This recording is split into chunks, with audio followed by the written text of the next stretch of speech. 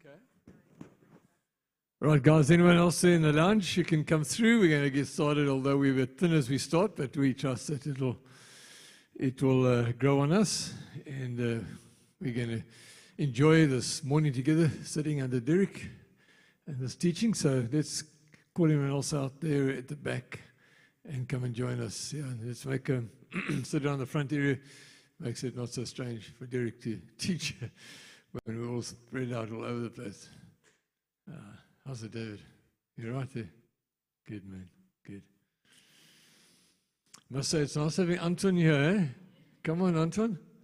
Awesome, man. And Melissa looks so happy these days, eh? You're back. It's great to have you back, eh? Very nice, yeah. Okay. Let's pray together. Lord, we just thank you for the gift of a new day, an opportunity we have to learn together, reflect together, grow. Thank you that we have the privilege of just spending this time with Derek, and for the wonder and the clarity of this teaching on your kingdom and its implications for our lives and for our church and for the world in which we're living. And we pray yet again, Lord, that you would open our eyes and our hearts to receive, bring clarity to our understanding of things, that we can walk with confidence and not with confusion. So we thank you for your presence here, Lord, today, that in your presence we find light, and you teach us and you lead us. And pray for any amongst us that have had influences that have brought confusion in our lives, we pray that today the lights would go on and we would see things more clearly, and we would be able to carry untarnished light to this world, that the world around us would become encouraged and rejoined in hope because of the things that we are hearing and sharing. So we invite your presence, Lord, and we thank you that you are here. In Jesus' name, amen. Amen. Thanks, Derek. Okay, my voice is on, right? Okay. So I'm going to be talking in the first session today describing Gnosticism. Again, just to remind ourselves of the context if you're coming into this topic. The topic we're actually talking about is transgender developments in the Western world. I'll be giving some stats on Sunday morning, but in the USA and the UK, there's been something like a 4,000% growth of young girls declaring that they want to transgender to be boys.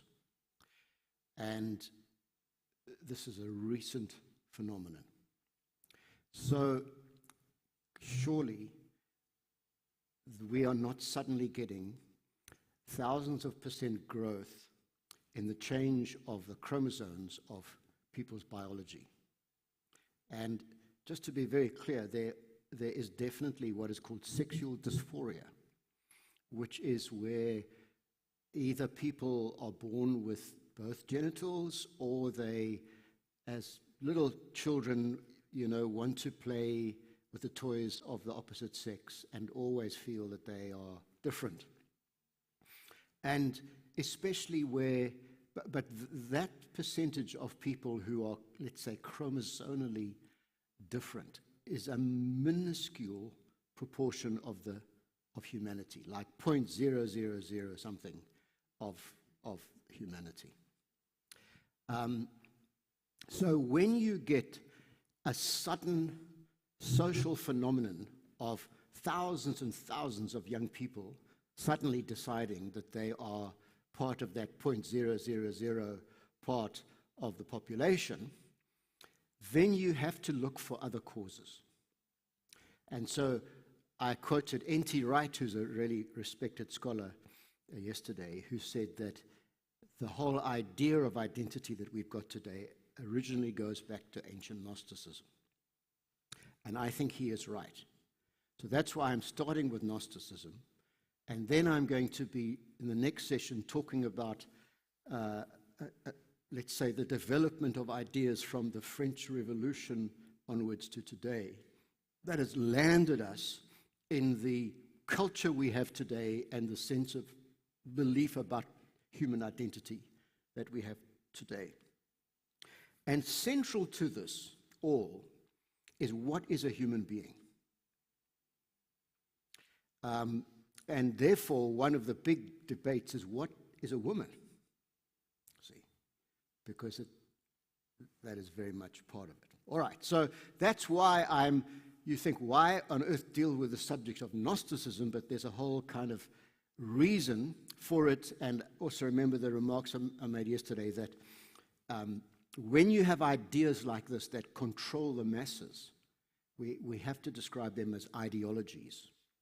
And from the biblical perspective, those are the powers.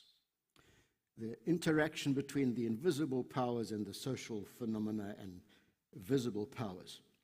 And Gnosticism is one of those powers. It's the most long-lasting, let's say, spiritual type dynamic in the whole of history that is opposed to the gospel. So, this is going to be weird, guys. So, fasten your seatbelts. We're on a ride into very, very strange ideas. So, this is how the Gnostic view things. God, or we should rather say the divine being, is a process that is evolving or is becoming. It's not the idea of the unchangeable God we have in the scriptures. And the whole focus is preoccupied with, where did evil come from? Or theodicy. And where in the scriptures evil begins, with the fall and Satan and sin, for them evil begins in the divine being itself and its evolution. Their worldview is fantastic, full of universes and galaxies and stars and moons, which are linked to aeons and ages and levels of beings and angels and archangels. It's a massive sort of projection fantasy. And the purpose of it all is to make man the divine focus, the divinization of man, or a radical humanism. And what we've landed on today is a radical humanism. Now, This is a little bit of philosophical language. The divine being begins in oneness, or what philosophers called a monad or monism. It means oneness, one reality. And then as this divine being evolves, all of reality develops into two opposites that are opposed to each other, and that's called dualism. But eventually, that dualism is sorted out, and the divine being comes back into its original oneness and resolves itself. So in the beginning, there was a nothingness. And this nothingness started to become conscious and think thoughts.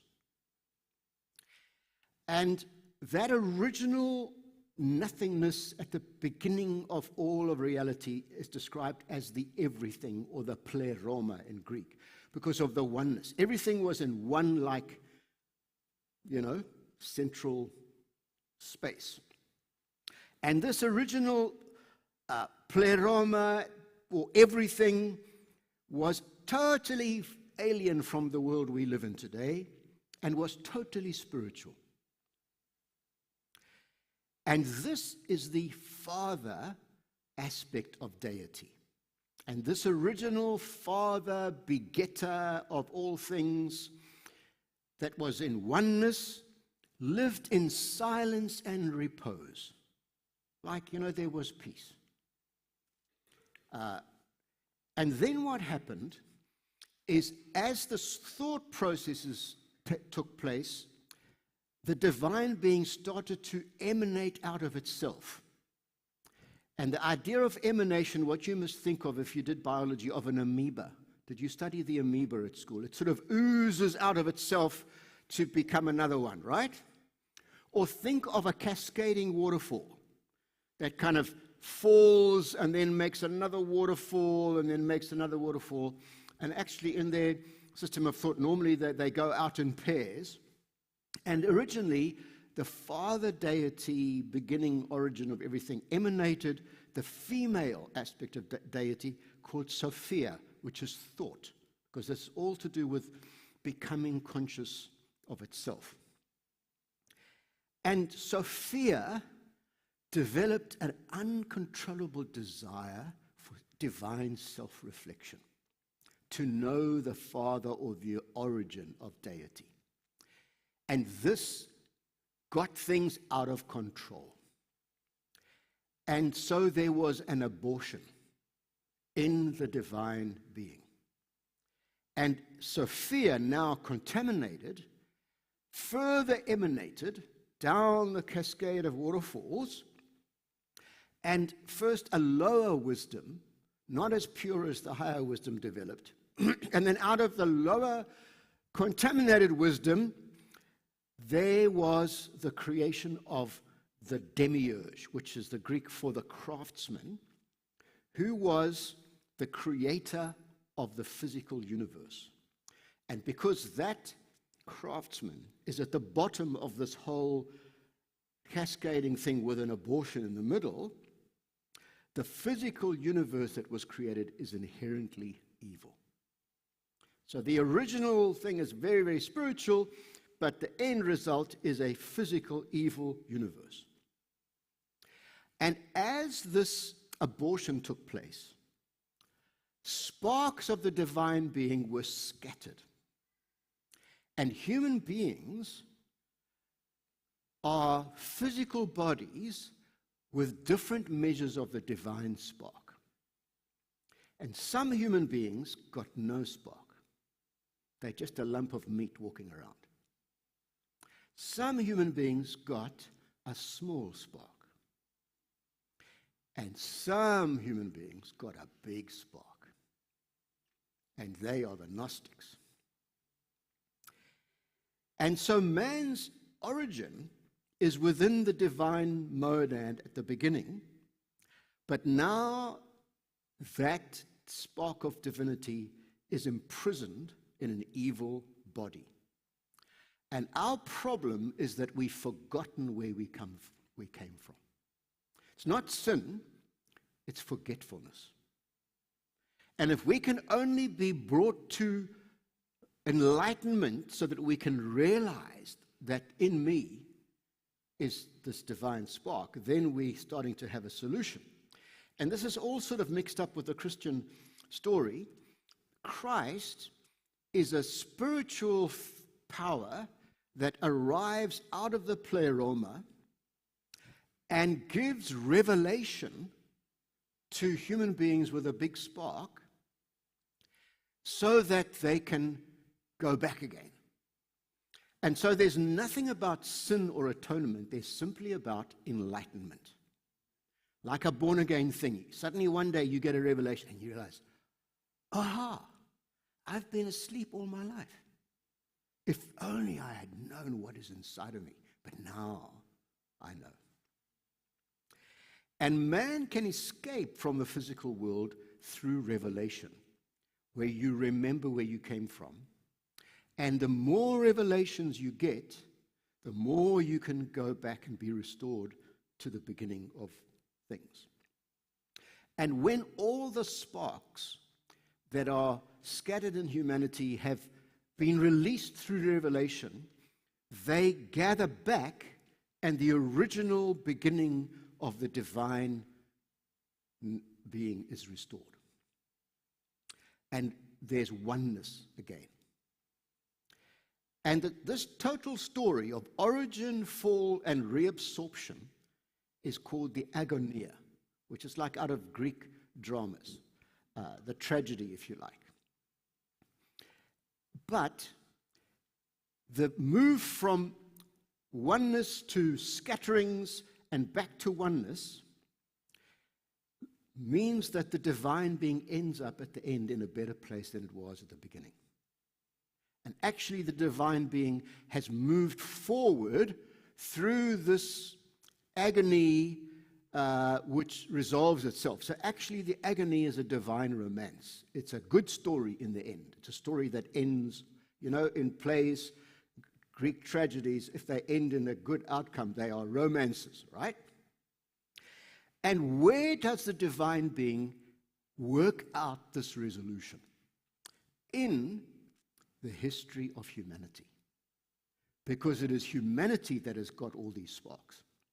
And unless humanity releases these sparks back into the divine being cannot resolve itself and it cannot move forward. And so, in later thinking, especially in the 17th century, the idea is that because this takes place in the history of nations, the move from oneness to dualism and back to oneness is described as a dialectic. In other words, a kind of seesaw effect that goes from the unity to the scattering and back into the unity. And this has to be wrestled with and worked out in human history. And this means that violence is needed in the history of nations. And as it works out in fascism, superior nations that are, blue-eyed and white must violently oppose other nations, which for them were the Jews, and then a new emergence of a higher civilization arises. And as it goes into Marxism, the thesis and antithesis is between the capitalists and the working class and the violent revolution, and then history moves forward and the divine being resolves itself.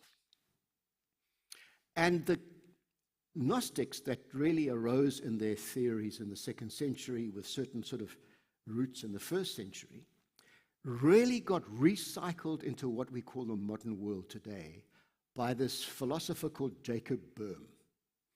And he was a kind of an occultist, theosophist theologian. And he got Valentinian's idea, and Valentinius was the sort of first big Gnostic thinker in the 2nd century. And he created a philosophy that reintroduced it. And here is a quote from a guy who, is a real scholar, but just to show you that I'm not sucking this out of my thumb. In Boehm's rendering, which is a legitimate reflection of select second-century Gnostic sources, the tragedy of the divine fall or abortion is changed into a romance. The divine is filled with desire to evolve. To achieve this, fall and return is necessary, so that the end of the divine being is greater than the beginning. The tragedy or pain of fall and return is therefore a virtuous cycle. In these later systems, man becomes conscious of this divine destiny. Man becoming conscious of this divine destiny is how the divine being evolves through the agony of fall and return. This lies behind theories of racial conflict and the justification of violence. So wars are necessary for the divine being to find itself. And so that's why it's pretty clear that Gnosticism is the root of fascism and Marxism. And when I first did my first book, South Africa, The Powers Behind, during the whole apartheid thing, I had a just about 100% white congregation. And they really struggled with me exposing the roots of apartheid until I showed them the demonic roots and the genealogy from Gnosticism to Boehm to the German idealist philosophers to Hitler. Then they said, okay, all right, we don't want that, do we? and maybe we should repent of this whole thing. So how does this affect the idea of gender? Because that's what transgender is all about today. It's a movement that focuses on gender. And in that sort of divine being, the lower craftsman, who's now at the end of the abortion, is equated to Yahweh, the God of the Old Testament. And so what the Gnostics do with the whole Old Testament is the good guys become the bad guys and the bad guys become the good guys. So Yahweh is an evil, legalistic, patriarchal deity who made this terrible thing of creating the physical universe, and he is the creator of heterosexuality, male and female. Sophia, who is the one who inspires the serpent and is the virtuous figure in the creation narrative. And so the female principle is more virtuous than the Yahweh male patriarchal principle. So to resolve things, Yahweh must be replaced with Sophia. And out of this comes radical feminism that recasts the divine being as a Mother Earth figure. So you probably know there are some translations in the world today where they want to take out all reference to God the Father and make it more neutral. And actually behind it is a very ancient agenda. And the result is that the new humanity that is going to evolve and arise is either androgynous, which is non-sexual, or homosexual, or plurisexual. And all of those are more virtuous than being heterosexual because they are closer to the divine being. All right. So I told you this was weird. Are you still there? Now, what I'm going to do is just really quickly go through this again with pictures so that, diagrams make it easy. So the worldview of the Gnostics is this huge cosmic universe idea of stars and galaxies and angels and levels and things like that. And that begins in oneness. Everything, the all, or the philosophical word for that is metaphysics, the theory of everything that exists, that's metaphysics, is all in oneness. It's called philosophically monism. But what happens in the fall is it falls into a dualism. All of reality is divided into two antithetical halves. And spiritual reality is antithetical to physical reality. And all spiritual reality is inherently good. If it's spiritual, it's good. Now just think for a moment, does the Bible teach that? No, God is the spirit and he's good, but the devil is the spirit and he's bad, right? But in this system, if it's spirit, it's good. And everything that is physical is inherently evil. Now, does the Bible teach that? No. He made us, and he says, he made the creation, and he said it is very good. But that's their viewpoint. And so you have this descending waterfall of the original fountain, the Father idea of deity that emanates, and in my diagrams I've got one at a time, but generally there are two of them. And in the middle of this process you have an abortion, and the result is Loa Sophia. And the bottom of the whole thing is the creator of matter, the God of the Old Testament. So that's their idea. So when it comes to humanity, we have this evil body, and in some people there's just nothing spiritual. Nux. And they cannot be saved. But some people have a small spark. And in the Gnostic system, they're the ones who have to work hard for their salvation. Do good works. But some people have a big spark. And all they've got to do is discover that they have it. And so what is needed is an escape out of the body. And the way of the escape is through revelation, or gnosis, where the Christ figure comes and gives you a revelation and you discover who you are. And so the whole idea of Jesus is completely turned upside down, because a good spiritual thing cannot inhabit an evil body. And so the idea that God became incarnate in Christ is completely laughable and impossible.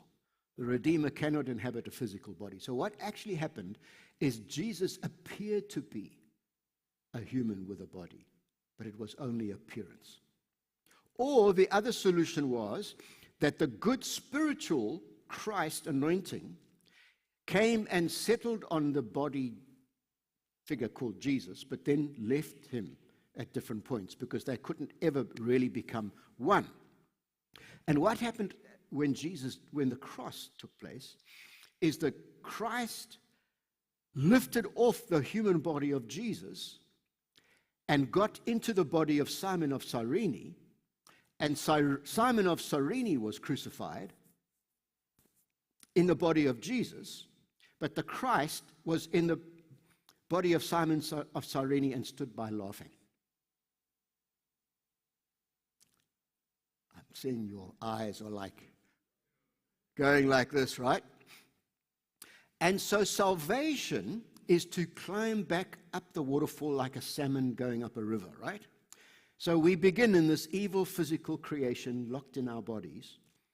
And the idea is to climb when we die, our spirits leave, and the idea is to go on the journey of the soul back to the original so that the divine being can be resolved.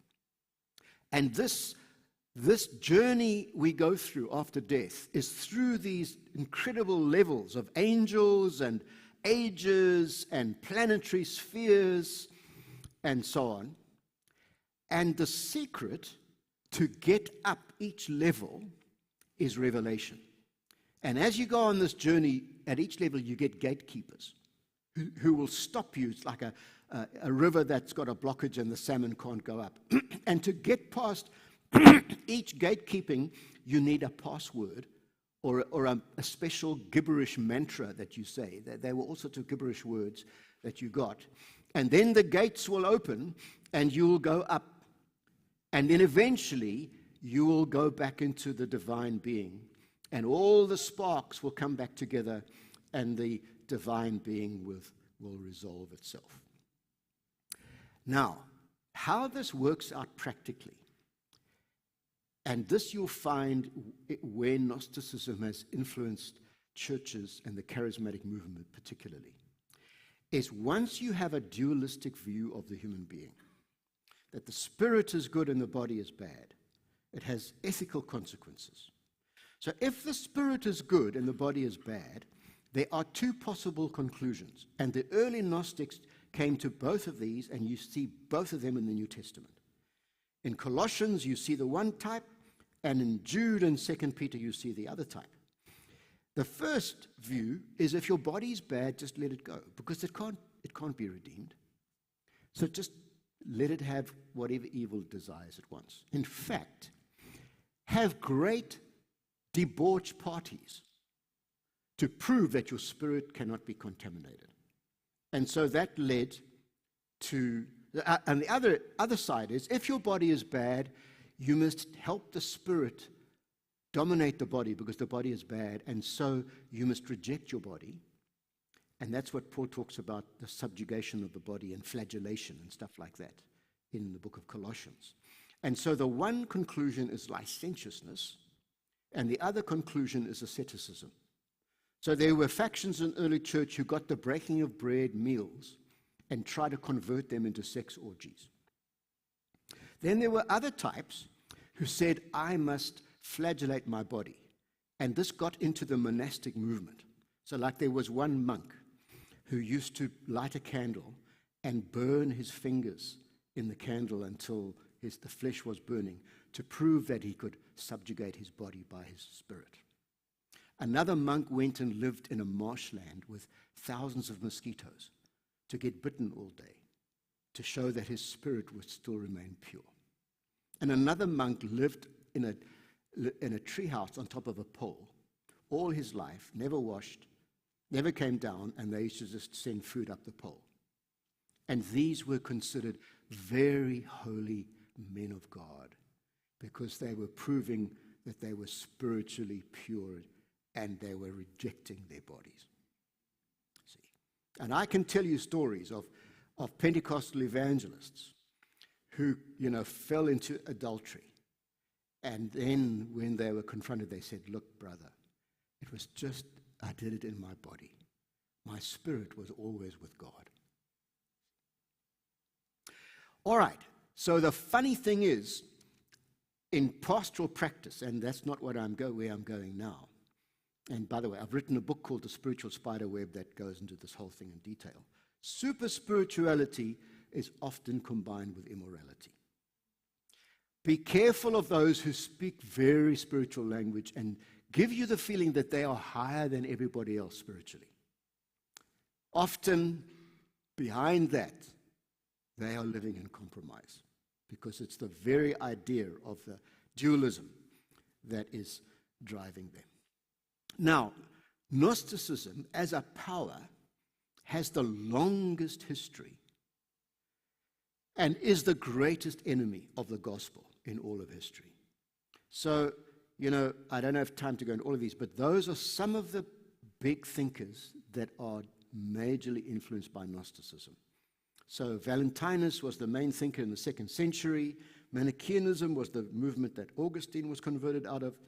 The Cathars, the group that the Catholic Church conflicted with. Then Jacob Boehme, the philosopher. Then you get a lot of it in Freemasonry, in Romanticism, in the German idealist philosophers that produced Nazism, Marxism, Madame Helena Blavatsky, who's a theosophist, so there are whole movements in the world today called theosophy.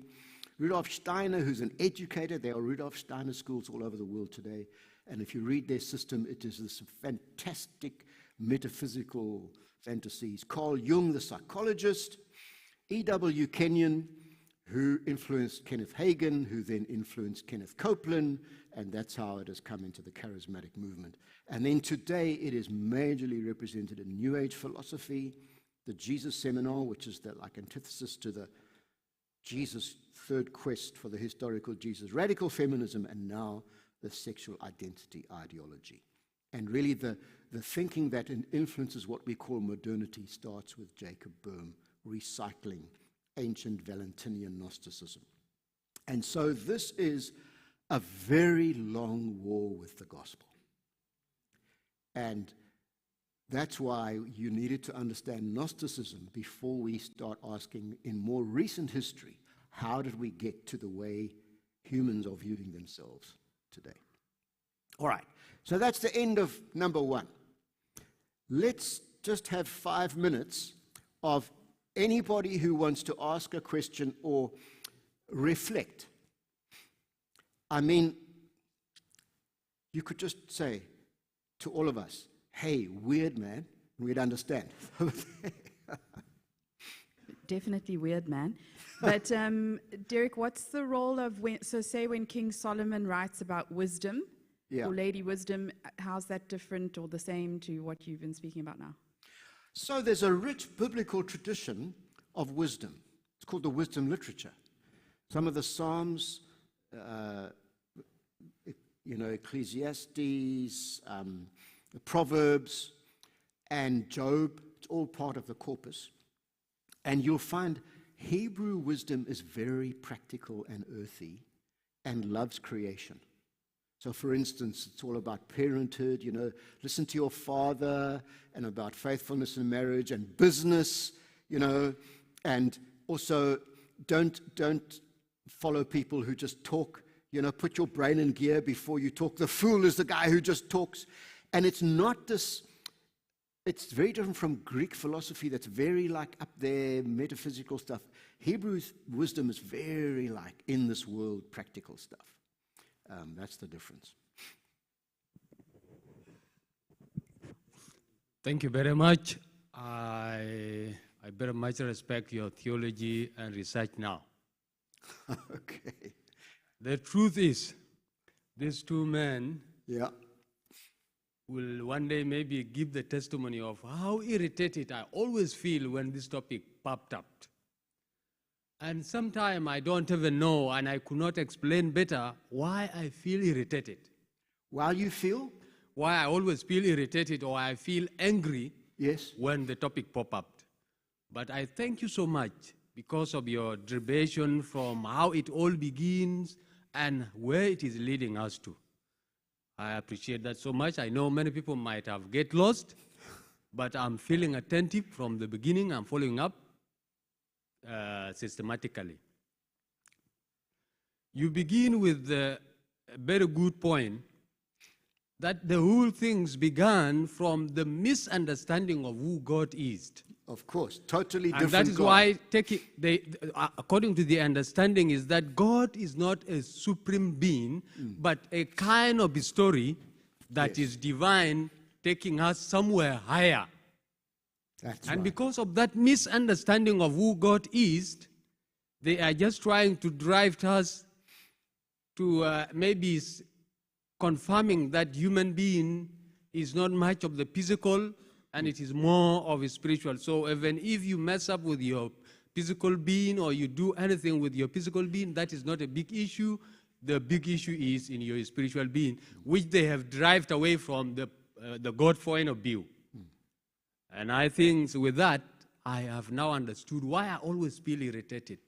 So what you're saying is when you heard people talking, you could sense some things were wrong. Yeah, sure. I would feel. But now maybe you've got more of a handle on why they're wrong. Yes. Because they have misunderstood who God is, Yeah. that is why they are behaving that way. Yes. And because they are not just behaving that way by their own ability, there is a kind of super spirit behind them, driving them to that direction. Indeed. I always tell this man, I say, this is not a light issue that the church should just look at and watch.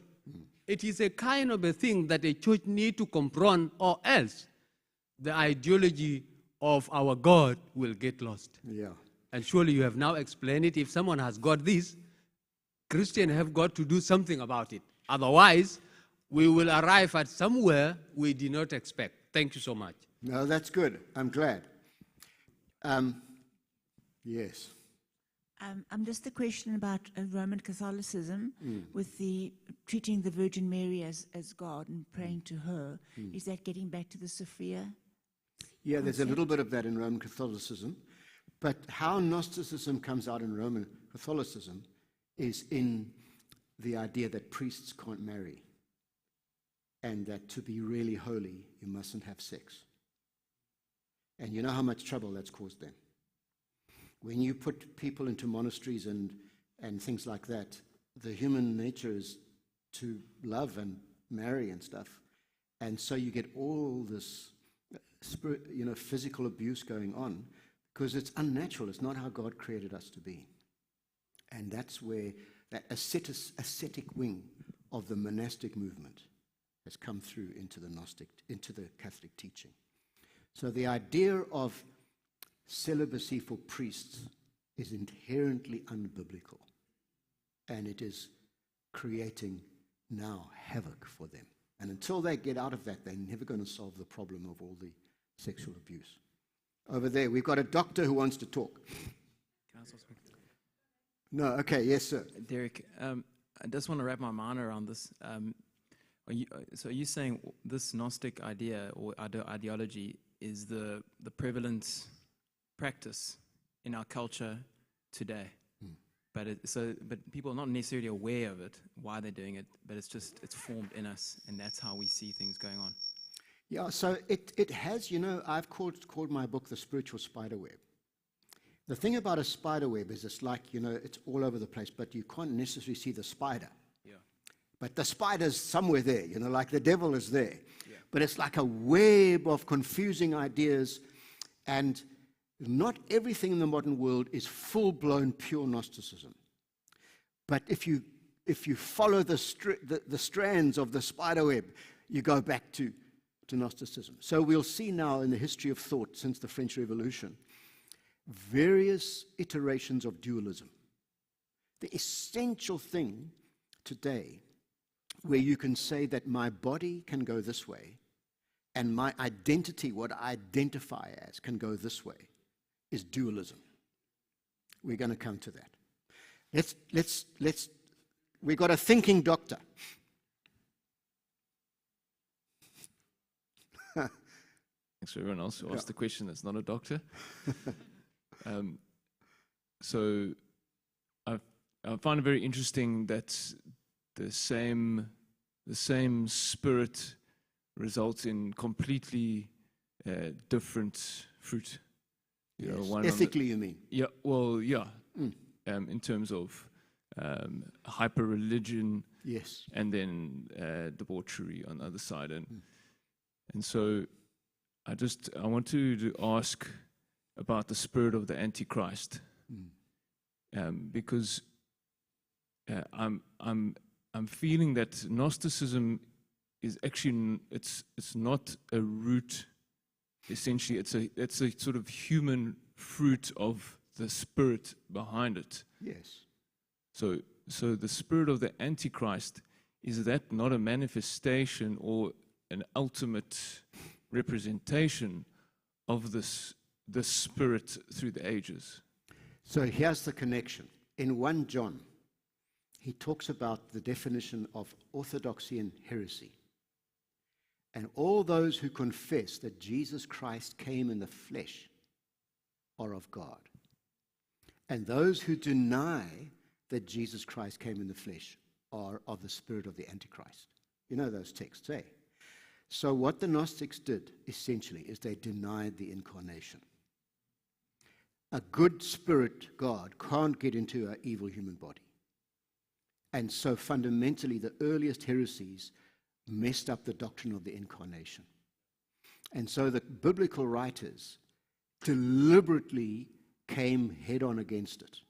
So John's whole theology, the Word became flesh and dwelt among us, and God has come into our physical world, and He made it good in the beginning. And now He's come to restore it in the, Colossians. All the fullness of the divine being dwelt bodily in Jesus Christ. And Paul deliberately uses there the term pleroma, the Gnostic term. And he takes their thinking and he turns it upside down and says, no, the whole pleroma, all your theory of waterfalls, there's actually one divine being, and He was physically present in Jesus. I mean, that's enough to drive a Gnostic mad, that statement in Colossians. So in my book, I go systematically through all the New Testament literature showing their anti-Gnostic apologetic. But there is the link with the spirit of the Antichrist, yeah. Let's have two more and then we'll carry on here with comes one, this Derek. thrilling episode. Morning. Yes, sir. Derek, I used to ask this question for people a lot, and I just want to see where is this rooted at? Yeah. If birth, sex, and death was the Holy Trinity, who would be the Father, who would be the Son, and who would be the Holy Spirit? Hey, Now, I'm not. nee, Listen. ek weet nie. I am completely confused by your question. It's this beyond is- my mental capacity. My point is this: Yeah. birth will be the Father, the Son, and the Holy Spirit. Death would be the Father, the Son, and the Holy Spirit. And sex will be the Father, the Son, and the Holy Spirit. In the situation that we find ourselves in, I spoke to Gert this morning. I said, if we think about Noah's Ark, when planet Earth was saved, God saved male and female of each animal because everything else was just going to. Yeah, and procreation is a divinely given gift Yeah. for humanity and nature. And the things that this imaginary world that people live in about who they are, your own truth can only be revealed to you by the Spirit of God, because as man we are, I don't know. That's my opinion. We are easily open to deception. Yes. One more comment or question.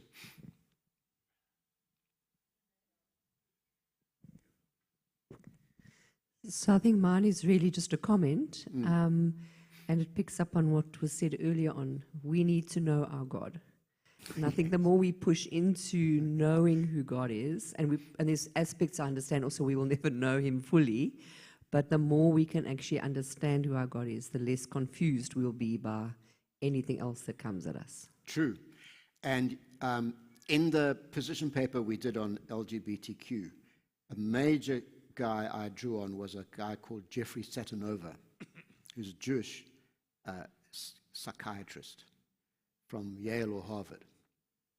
And he's got a whole chapter saying it's what's happening in Western civilization is the changing of the gods. We are moving away from the Judeo-Christian view of God and into this New Age idea of God, and the result is all of culture is changing. And that is absolutely true. All right, have you got the capacity for more of it? All right?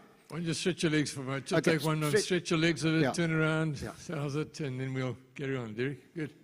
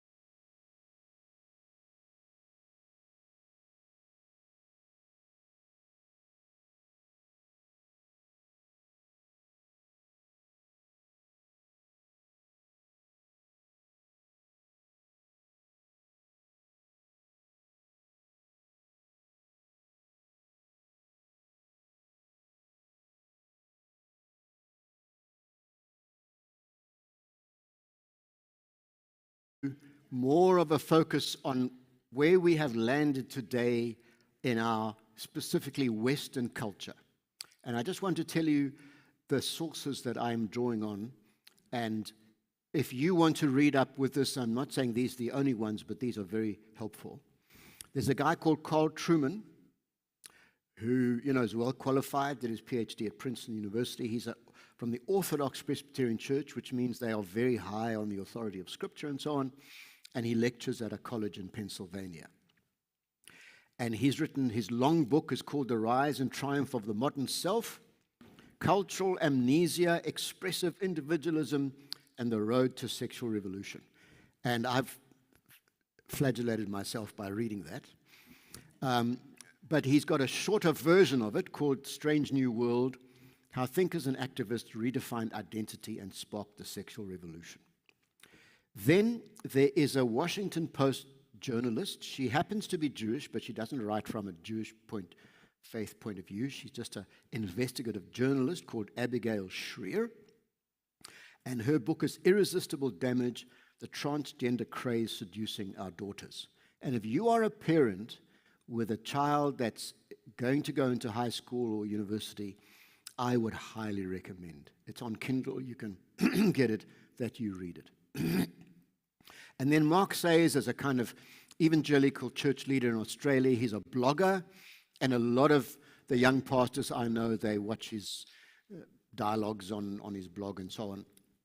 And his book is called Disappearing Church, From Cultural Relevance to Gospel Resilience. So those are some of the sources I'm going to be using. And so where Shriya says, this is what we've landed at, this is the result we've got, and I'm going to quote her more tomorrow morning, Truman's answers the question, how on earth did we get here? And that's what I'm going to be dealing with now. So he has a genealogy that he follows that begins with Jean-Jacques Rousseau at the French Revolution, then the Romanticist poets, Wordsworth, Shelley, and Blake, then Nietzsche, the great atheist philosopher, then Marx, communism, then Darwin, then Freud, the psychologist, then Simone de Beauvoir, who is really the founder of modern feminism, and she was the wife of the French existentialist philosopher Jean-Paul Sartre. And then the combination at the end of recent sociologists and philosophers, Reich and Marcuse, in bringing Freud and Marx into a kind of combo. And then finally, Shulamith Firestone, who landed the feminist ideas in more recent times. Okay. Now look, I'm going to with each of these, I'm not going to do Darwin just for time, but with each of these, I'm going to quote like 4 or 5 sentences out of Truman. And, you know, in a way, I'm not going to apologize for that because you're not going to read Truman. Well, you probably won't. But I'm going to get the essential things he says. I've sort of sucked out the essence for you. And you'll be able to get this PowerPoint if you connect with the staff here. And we're going to go through it. All right. So, first of all, before we go into this, my friend Alexander Fenter has come up with a very nice, very simple summary of Truman's whole genealogy. And so this is a sentence out of one of his PowerPoints. The Judeo-Christian biblical, in the Judeo-Christian biblical anthropology, humans are created in God's image as male and female. So to be heterosexual is to be in the divine image, male and female. And we are created as relational, moral beings in relationship with God and relationship with each other, where God loves us and we have love between us. And so he says you could summarize what is a human being by this statement, I am loved and I love, therefore I am. You know, if you think of John's language, we love because he first loved us, right? Now, I'm adding to that, and I've got a whole chapter on this in the Spiritual Spiderweb. The biblical view of the human person is not fragmented like in Greek philosophy. We are a complexity, but unity of body, soul, mind, heart, and mind. Heart and mind. The body and the spiritual part of us are not antithetical. See? Now, going back to Descartes, which is the beginning of the Enlightenment, he said, I think, therefore I am. And the French Revolution really divinized reason as the highest principle. Okay? So from that you get this whole idea of Western, mind-orientated human beings.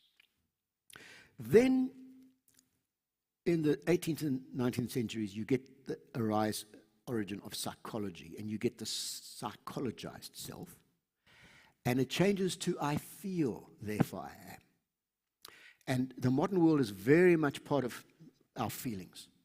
You know, isn't it saying, if it feels good, do it. See? Then you get Freud and the sexualized self. And we could say Freud means I sexually desire, therefore I am. So I identify my very essence as a human being from my sexual orientation and desire. And then these come together in the politicized sexual self. I have my gender rights to be authentic, therefore I am. And the whole idea of human rights, that, you know, human rights were there to protect those who are oppressed, like the poor or racially suppressed people, and all of that sort of stuff, has now changed into human rights are there for the 0.000% of the human race that wants to authenticate themselves by their sexualized identity. So that's really so we can close shop now, and I've done this session. But what we're really going to do is expand this now. That's Alexander's brilliant summary of the whole thing. And the core issue here is, what is it to be a human being?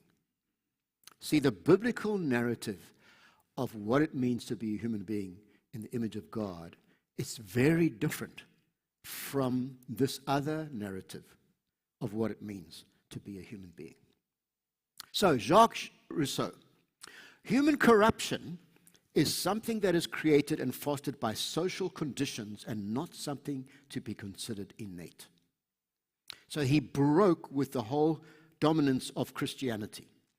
For Rousseau, by way of contrast to Augustine, who was one of the great church theologians, his natural humanity is fundamentally sound, and the sinful act comes from social pressures and conditioning. To be a member of such society, one must therefore suppress these personal, natural desires and instincts and conform to socially normative canons of behavior. And in the process, one becomes inauthentic, untrue to one's inner real self. To use the modern phrase, one ends up living a lie.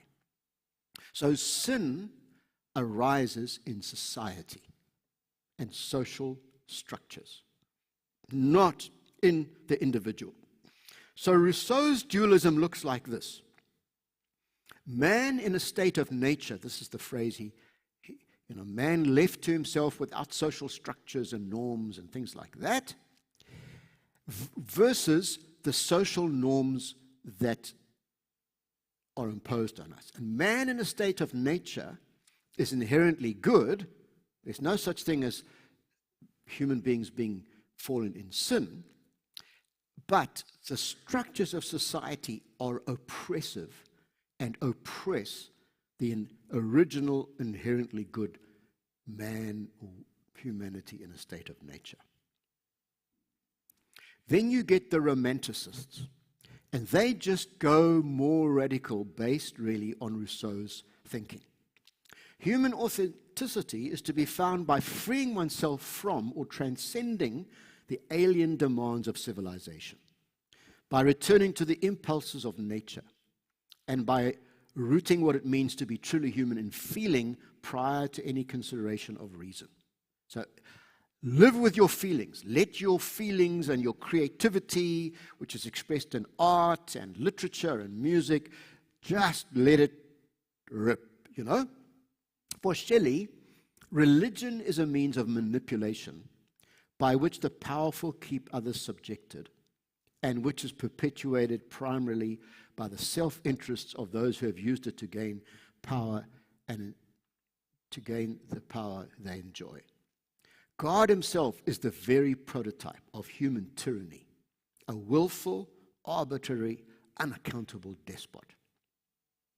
Remember, this sounds a bit like the Gnostic thing, Yahweh, creator of heterosexuality, oppressive God. Human beings, again, this idea of the hypothetical state of nature, would have known nothing of monogamy and marriage. These are alien and alienating impositions placed on people by civilization. We should just be able to have free sex with whatever urge we have, that is inherently good.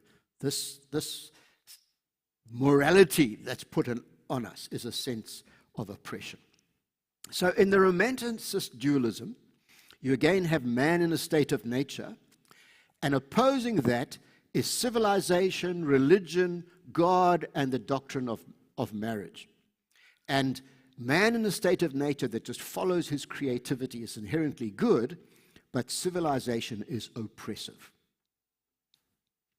Then we get Nietzsche, and Nietzsche was the first great atheist who basically said, we have now killed God. God is dead. You know, there are all these things you get on walls. You know, God is dead, Nietzsche. 100 years later, Nietzsche is dead, God. So that's a joke that you get. All right, so he says we have removed God, but we must live with the consequences. To dispense with God is to destroy the very foundations on which the whole world of metaphysics and morality has been constructed and depends. In killing God, you take the responsibility, the terrifying responsibility of being God yourself, of becoming the author of your own knowledge and your own ethics. And that comes out, you'll see now, in his idea of identity. At root, Nietzsche's attacks on metaphysics, morality, and Christianity are really attacks on the concept of human nature, a category that is prior to and greater than any single individual. His whole thing is, now that we've killed God, we are free. Human beings are rather to create themselves, to be free of the demands that the idea of the creator or the metaphysical ground of morality or an abstract and universal concept of human nature would impose on them. This leads to the idea of what he calls the second nature, one we choose for ourselves. He says to give style to our life and our character. That is the great and rare art that we must discover. And so basically the idea is you can be anything you want to be and choose your identity. Because God and all those who want to tell you what your identity is, they've gone. You are now free in a universe to choose your own. So this is a radical atheistic humanism, making your own destiny. It's got that same idea as ancient Gnosticism. It's all about essentially human beings being at the center of all things. And so in Nietzsche's dualism, you have the self-created human nature who is living in the freedom of the consequences that God is dead, versus the whole system of God, metaphysics, morality, and Christianity. And the self we make for ourselves, the second self, is really good, versus the other kind of idea of human self is an imposition that is not good. Then you get Marx. And Marx was influenced by the young Hegelians, who were the people who also influenced the Nazis. So you go Jacob Boehme, idealist philosophers, especially Hegel, and then you go Fichte and Hitler, and you go Marx. Okay? But it's the same basic idea. And both of them inherited this Gnostic idea from Valentinus of the dialectic. Remember, the agony becomes a romance. And you start with the one, and it goes to the many, and then it comes back to the one. And this happens in the history of nations. And so there is a seesaw, thesis and antithesis, where wars of subjugation or wars of revolution are necessary for a new synthesis to emerge. So he made this where Hitler and the guys made it an inherently spiritual progression of the divine being. He made it a materialistic progression. He focused on how industrial production and the capitalism it represented were overturning traditional social structures and remaking society. And for him, human nature is a plastic thing, subject to historical change as the economic dynamics of society change. So you are what you are economically. Basically, that's what he's saying. Economics, money, is everything. He followed Feuerbach, who asserted that religion is a figment of human imagination. Religion is the ideological mask that the specific inequities of the current economic structure of society wear to give themselves a mystical metaphysical disguise. The critical spirit that we now have is the suspicion that metaphysical claims are not as innocent or as morally neutral as they may appear. Thus finds a philosophical foundation in Marx's dialectical materialism, as it does in Nietzsche's psychology. So Marx's dualism brings more of this thesis, antithesis, synthesis. So on the one side, you have the thesis, which is the working class that is being oppressed. And on the antithesis of that, you have the bourgeoisie, the capitalist owners of the means of production. And what we need is to get rid of the oppression of the ruling class who own the means of production by a working class uprising and social revolution. That's how communism came to power in Russia. And this is called a dialectic. It is the two opposites in like this extreme. And as the working class succeed in their revolution and overthrow the capitalist class, a new synthesis emerges of a classless society. And in the classless society, going back to Gnosticism, the divine being resolves itself further, like in fascism. Then we get to Freud. And what Freud basically did is made everything sexual. So he did this whole thing of development of sexuality from in the womb to a little baby sucking its thumb, to every stage into adolescence, and so on. And the whole meaning of what it means to a human being is really sexually determined. Every stage of development is sexual. And the norms of society that stop the sexual drive are repressive. So Marx's word is oppression. Freud's term is repression. And what you mustn't do is close down your sexuality. And he used a lot of scientific language. He says, this is modern science. But actually later theorists in psychiatry have now largely discounted most of his theories. But it sort of went down into culture as though this is modern science. And it has become part of what we'll talk about later, the social imaginary. So in Freud's dualism, sexuality is inherently good and social norms are inherently repressive. Okay? And you'll see this comes through later on into the idea that we must give teenagers sex education that lets them do whatever their feelings are telling them and desires are telling them to do. So the net result of this so far is that we don't live in terms of a destiny. Our lives don't have meaning because we're going somewhere towards a destiny. That's called teleology. We live for the moment. See? So, a Christian, remember the 4 spiritual laws. God has a plan for your life, right? God loves you and has a plan for your life. No, that's nonsense. There's no God who has a plan for my life. There's the moment I'm living now. And have you heard the phrase in culture today? Living in the moment. And the moment is what I feel right now. And in fact, the moment can be this week I feel like I have male orientation.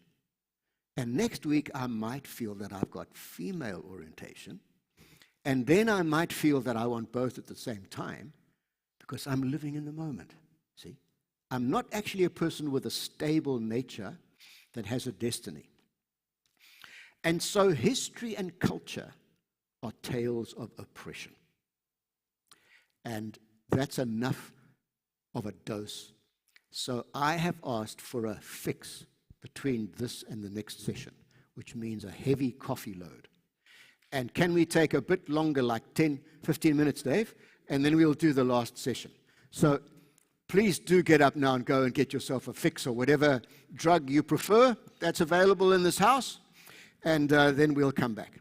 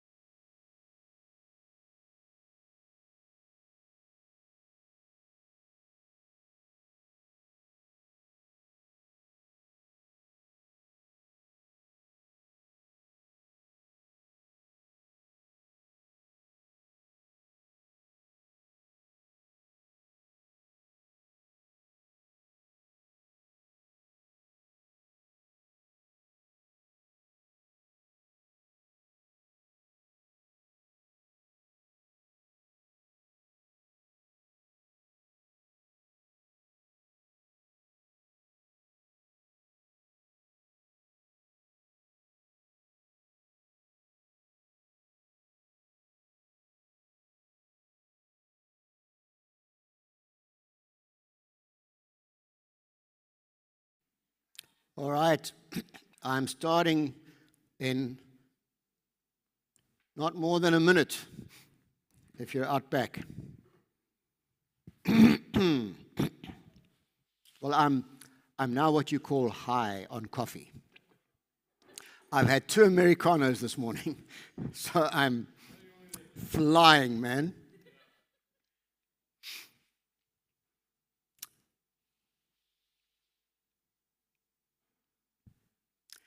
All right, so we didn't finish the genealogy that we started. So we've gone through from Rousseau down to Freud, and now there are 3 stages left in Truman's genealogy: Simone de Beauvoir, and the marriage of Freud and Marx, and then Shulamith Firestone. And then we're going to start drawing some conclusions. So let's talk about Simone de Beauvoir. Really, historically, modern feminism begins with her. So before de Beauvoir, the feminist cause was about labor law, pay, and voting rights. So there's a long history, like in American culture, of women fighting for the right to vote. And a lot of Christians were involved in the women's rights movement. And that is a virtuous cause. And, you know, wherever the gospel has gone in civilization, the equality of men and women has been released. So the whole thing of women dignity and so on is something that, you know, is very biblical. But now we have a different kind of approach. And this is a quote from her: "One is not born, but rather becomes woman. No biological, psychic, or economic destiny defines the figure that a human female takes on in society. To put it another way, it's a matter of choice and self-discovery. Nature does not define woman. It is she who defines herself. She thus makes a clear separation between gender and sex, and this is the first time in history that this separation is made. The latter is biological, while the former is psychological. And so they can go different ways. De Beauvoir's rhetoric reinforces the idea that biology is ultimately regarded as a form of tyranny, a potentially alienating form of external authority. This is a dualism that bifurcates the person into a meaningless mechanical body made of malleable stuff and the effective or technological will that presides over it. And most of the things that are happening today have this kind of root in them. So then we move further where these thinkers called Reich and Marcuse marry together the idea of Freud and Marx. Remember we said for Marx it is oppression, the oppression of the ruling class over the working class. For Freud, it was repression, culture, putting a lid on your sexuality. The Marxist category of oppression is now refracted through the Freudian notion of a repression. Sexual codes are part of the ideology of the governing class, designated to maintain the status quo so as to benefit those in power. The dismantling and abolition of the nuclear and authoritarian family are essential if political liberation is to be achieved. At the heart of Reich's revolutionary program is sex education and the need for children and adolescents to be allowed sexual freedom. Now notice again what I said yesterday.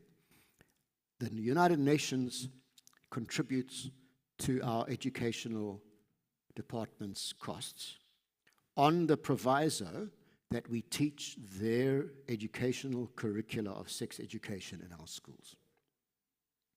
So this is, where did this come from? Well, this is Reich and Marcuse. Sex focused on procreation and family is a repressive weapon of bourgeois capitalist society. And free love and untrammeled sexual experimentation are a central part of the revolutionary liberation of society. So, come the revolution, the Marxists said. Now it's come the sexual revolution, see? To follow Rousseau is to make identity psychological. To follow Freud is to make psychology and thus identity sexual. To mesh this combination with Marx is to make identity and therefore sex political. Hence, the angry, motivated activists of the sexual revolution today, who are very, very active in politics. And then the final thinker is Shulamith Firestone. Just as the end goal of socialist revolution was not only the elimination of the economic class privilege, but of the economic class distinction itself, so the end goal of feminist revolution must be, unlike that of the first feminist movement, not just the elimination of male privilege, but of the sex distinction itself. So the conclusions are, the norm of heterosexual sex will be replaced by polymorphous pansexuality. The role of the mother will therefore be abolished. And the purpose of this revolution is to abolish the tyranny of the biological family. Now, we have finished the genealogy of how all these ideas developed. So the end of Truman's book is he uses a particular philosopher called Charles Taylor, who's a leading thinker in the world today, and he describes what he calls the social imaginary. And this is what the social imaginary is. It is the way ordinary people imagine their social surroundings, and this is often not expressed in theoretical terms. It is carried in images, stories, legends, etc. And it's on social media. So if you go to a young person today who's suddenly captured by the transgender thing, they will not be able to explain this history of ideas to you. How did they get it? Well, it's out there. It's out there in all sorts of ideas and things, but nevertheless, it has distilled to be the way most people in current Western civilization think. That's what he's talking about. The social imaginary is that it is shared by large groups of people, if not the whole society. So there's a minority, like of Christians, who don't share it, for instance. But generally, the majority of the people all think in the current Western society in the same way. The social imaginary is that common understanding which makes possible common practices and a widely shared sense of legitimacy. So if you are going against the stream, there's something wrong with you, because we are the majority. Of course, you must just think for a bit that there was a time when the majority people in Nazi Germany thought Hitler was a saint. See? So this idea that we, the majority, are right has its problems. But it is the way things are today. There is this generally held worldview, if you like. The social imaginary is a matter of intuitive social taste. It's what I think and feel is good and virtuous, which may be completely confused. But if all of us think, oh, this is good, just make yourself whatever you want to be. If it feels good, do it. We could sloganize it into all sorts of little lines like that. And it is a shared worldview. So Taylor's idea of the social imaginary, he's a sociologist and a modern philosopher, from my point of view, is very similar to what I called controlling ideologies, or what N.T. Wright called the great myth, the controlling myth of our time. And one thing we've learned from postmodernism is all human ideas are situated. They're not like everlasting truth. They change. And of course, we know the majority world doesn't necessarily think like this at all. Okay, then we get to Mark Sayers, the young Australian apologist. And what he's done is he's read all of this stuff and he's summarized it very helpfully into 7 points that describe the essential ideas of the modern Western ideology. And here are his points. The highest good is individual freedom, happiness, self-definition, and self-expression. So, individuality and the freedom to choose is the God of this modern Western world. Traditions, religions, received wisdom, regulations, and social ties that restrict individual freedom, happiness, self-definition, and self-expression must be reshaped, deconstructed, or destroyed. In fact, anything that stands in my way to be whatever I want to be must be moved aside. The world will inevitably improve as the scope of individual freedom grows. Technology, and particularly the internet, will motor this progression towards utopia. We are getting freer and freer. The primary social ethic is tolerance of everyone's self-defined quest for individual freedom and self-expression. Any deviation from this ethic of tolerance is dangerous and must not be tolerated. So, as I said, this is the most intolerant society that highly values tolerance. Therefore, social justice is less about economic or class inequality or racial inequality, but more about issues of equality relating to individual identity, self-expression, and personal autonomy. Humans are inherently good. That spark within them, see? All they've got to do is discover it. Large-scale structures and institutions are suspicious at best and evil at worst. And so you get all these COVID conspiracy theories that it's the system, the governments of this world, the Illuminati, they're all controlling us. Now, yes, the world system is corrupt, but actually part of this is the idea that anything that gives rules that I have to live by must be wrong. See, because I am this individual and the highest value is my individual freedom and autonomy. Forms of external authority are rejected and personal authenticity is lauded. And in fact, unless you exercise that choice to self-identify, you're not an authentic human being. You haven't found authenticity. So, how does this, where we've landed today, relate to ancient Gnosticism? And they're not exactly the same, but you can see how the spider web has gone from its beginning through history into the conclusion. In original Gnosticism, spiritual reality is inherently good and physical reality is inherently evil. Okay? And what we've done is we've shown how versions of that dualism have sort of gone through all of these thinkers.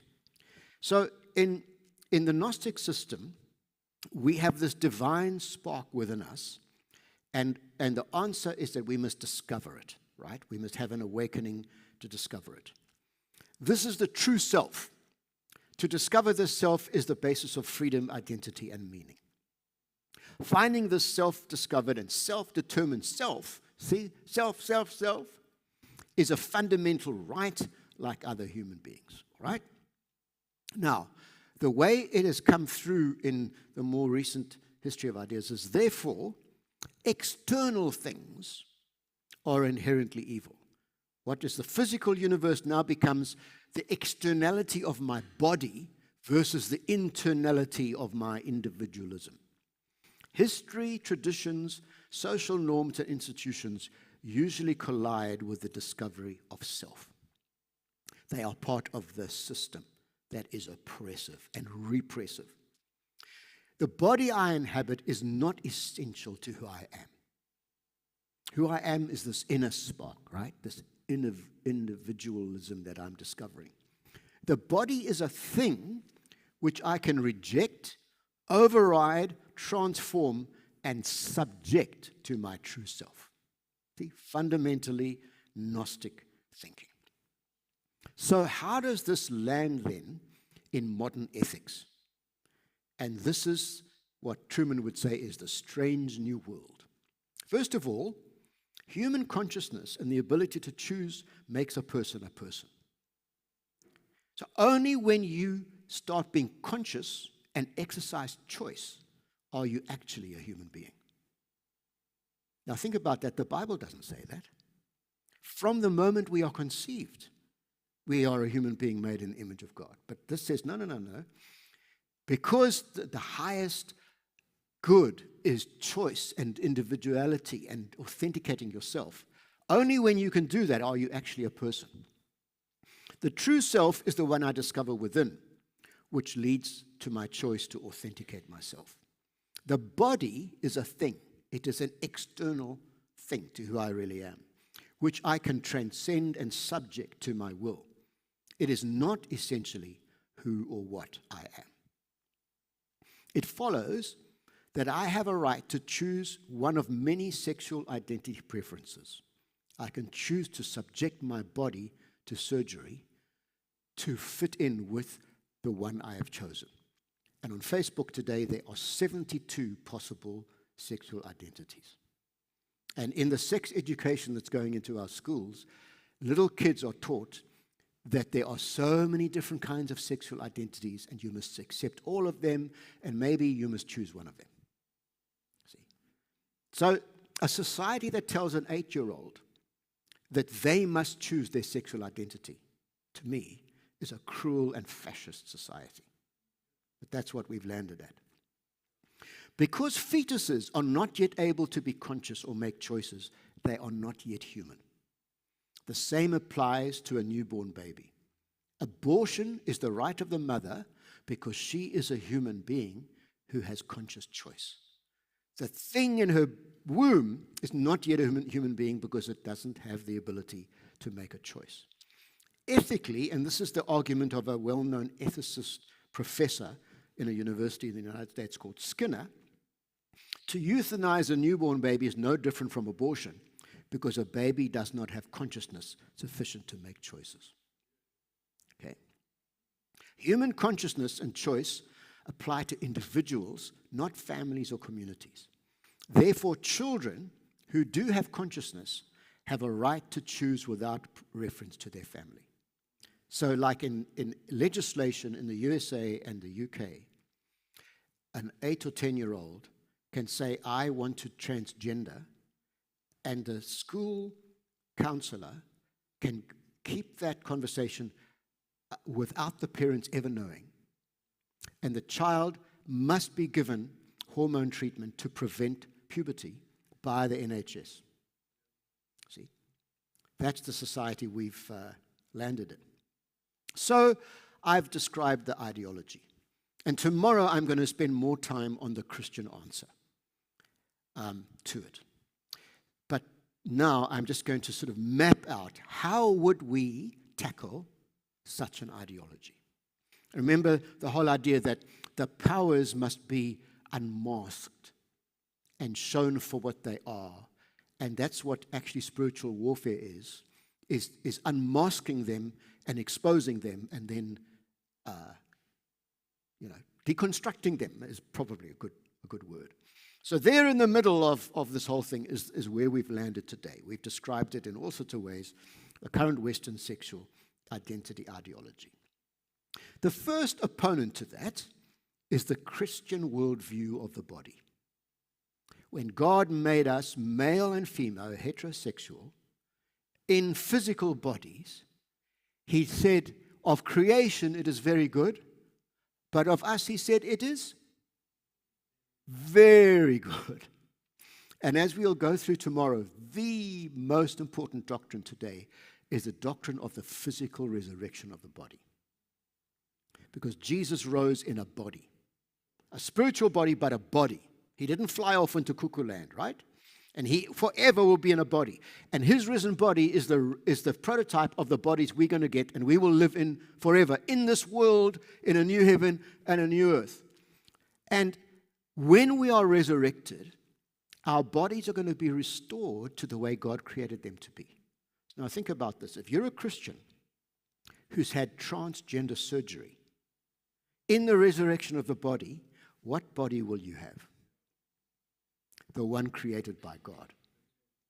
See?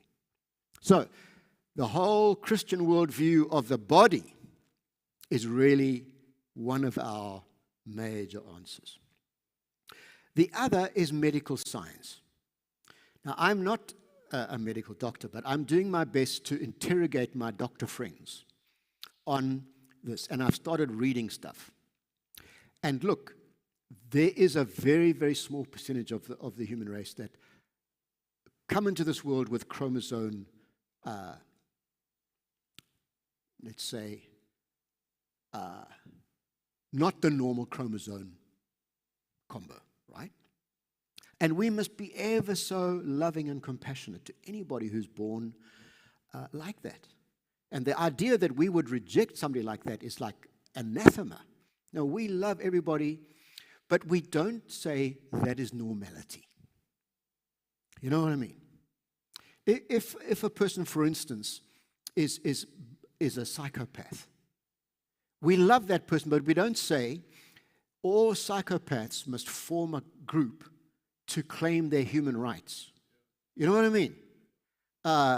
So medical science really is rooted in reality in the sense that the stats don't lie. And biology and, medical science has shown us, for instance, that we are psychosomatic beings. That the mind and the body are not going off in different directions. We are actually a unitary. You can get sick because of what's going on in your mind and your emotions.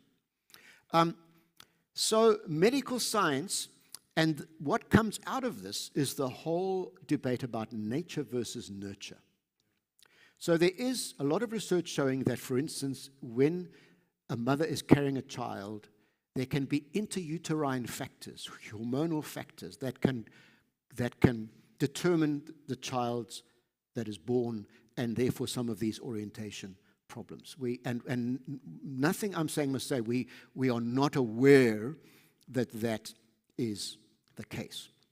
However, there is a lot of evidence that orientation and sexual identity doesn't actually come from how you were born, but how you were socialized, how your parents behaved, how your peers behave, see? And so it cannot be that suddenly in the Western world today, there's a 4,000% increase in people who identify as transgender, have all of them suddenly got different chromosomes. No. The chromosome, data hasn't changed. What's changed is the nurture part of it. They are being nurtured by a new ideology. See? So, hardcore medical science is really an important part of our apologetic, hey? And I hope all my doctor friends do the research to help me say it right, All right. Then there is psychology and the reality that humans are social animals that can be conditioned by a society, and what I've just described as a social imaginary. And so social psychology is an important subject because it shows that all societies are actually situated and relative. They are not absolute, and Western society is not endless compared to majority world society, for instance, or previous societies. It's a passing society. And there are studies that examine the collapse of civilizations. And ancient Greece and ancient Rome both collapsed because they morally ate themselves up from inside. And there's a lot to suggest that current Western liberal society is slowly self-destructing and actually committing suicide. So to absolutize that society in this particular window of time is not a good idea. And being able to analyze the social dynamics of societies is an important discipline here. They are socially determined. And then you get the fact that the majority world generally has not absorbed these ideas. And so, in South Africa, we have a thing called Ubuntu. Now, Ubuntu comes out of this sentence. Umuntu ngabantu, ungamuntu ngabantu, which means a human is a human because of people. My humanity is because I am in community. I'm not this rampant Western individual. I am made to be in community, and in fact, without community, I can never discover myself. And so what my parents think, and my pastor thinks, and the local church community thinks, actually forms who I am. And if I, on the other hand, live in another social group that is filled with godless ideology, that will form who I am. See? And generally, this is a thing that is isolated to the Western world. So what we have to do is use the tools at our disposal and marshal all of these factors. We need Christian specialists in medical science. We need Christian psychiatrists and clinical psychologists. And, I'm doing the biblical worldview part of it. That's my part to this. And we must keep in fellowship with the majority world and not say, the majority world, they just, backward and all that. No. We should say we must have a totally different view. For instance, it's in the Western world that after the Enlightenment, there was this whole thing against the supernatural. The majority world never bought that the supernatural had disappeared. You know what I mean? Now, in the Western world, because of New Age and all that, the supernatural's back. But in the majority world, it never went away. So, the arrogance of the Western liberal world that it is a superior civilization is not something that we need to take on board. In some ways, it's got things it contributes to civilization, but in other ways, it degenerates civilization. So, we need to use all of these tools, and I think this is my last slide. Yes, this is my last slide. I am really worried about where we've landed. And I worry that the church is paralyzed and is intimidated into silence. And we need, and this is not what I can do, we need people who understand this whole story, who translate it into new Sunday school curricula. Teaching little kids their bodies are good. See? And especially we need to have youth materials and help. We need to be much more intentional in helping youth navigate adolescence. A lot of these young girls in America who suddenly want to be boys, it's not actually because they have sexual dysphoria. It's because the therapeutic society tells them that if you feel a little bit unnatural, then just take medicine. And I mean, for a girl, puberty is a very difficult, suddenly having monthly cycles and all of that, and it feels weird, and all sorts of your emotions all over the place. But our society says, take medicine. And maybe change your sex. See? So no. We need to really tell them, no, your body's good. And hang in there. And you see, most people who I think 80% of people who express some dysphoria, sexual dysphoria, before adolescence, it gets normalized and sorted out through adolescence. Because in adolescence, your whole body becomes what your genetics already is, with all the kind of hormone thing. And you come out the other side and, my one daughter before adolescence, she climbed trees and did all sorts of things, and we thought, is she a bit boyish? And now she's such a wonderful mother, and she's so feminine, because what happened? She went through adolescence, became a woman, see? Imagine if I'd said to her, aren't you really a boy? And that's what they're telling people today, see? Then, maybe I am. So, and we need school teachers to go and get the curriculum that is being handed out. And identify where these ideological factors are there. And before our kids go to high school, we need to tell them, you're going to go and this is what they're going to teach you. And this is a story, but the Bible has another story. And you have much more. The thing about Christian identity is it gives us much more dignity than any other kind of teaching of identity, see? And so I'm trying to brainwash Dave and Colleen. They need to help. They need to marshal forces in the AVCs throughout South Africa. We need to get whatever psychologists we've got, school teachers, and we need to start equipping us to navigate this world in which we live. So I finished my teaching for today. Let's have discussion. Who's going to help? What are we going to do? Dave, this is now your job, my man. Anybody like to? Gabriel, you want to say something? Are you going to go? Nick, go first. Just wanted to say two things. Firstly, more of a reflection. Yes. Solomon, says in Ecclesiastes, there's nothing new under the sun. And if we look back into the Old Testament narrative, and point to examples like Sodom and Gomorrah, where there was this blurring of sexual identity,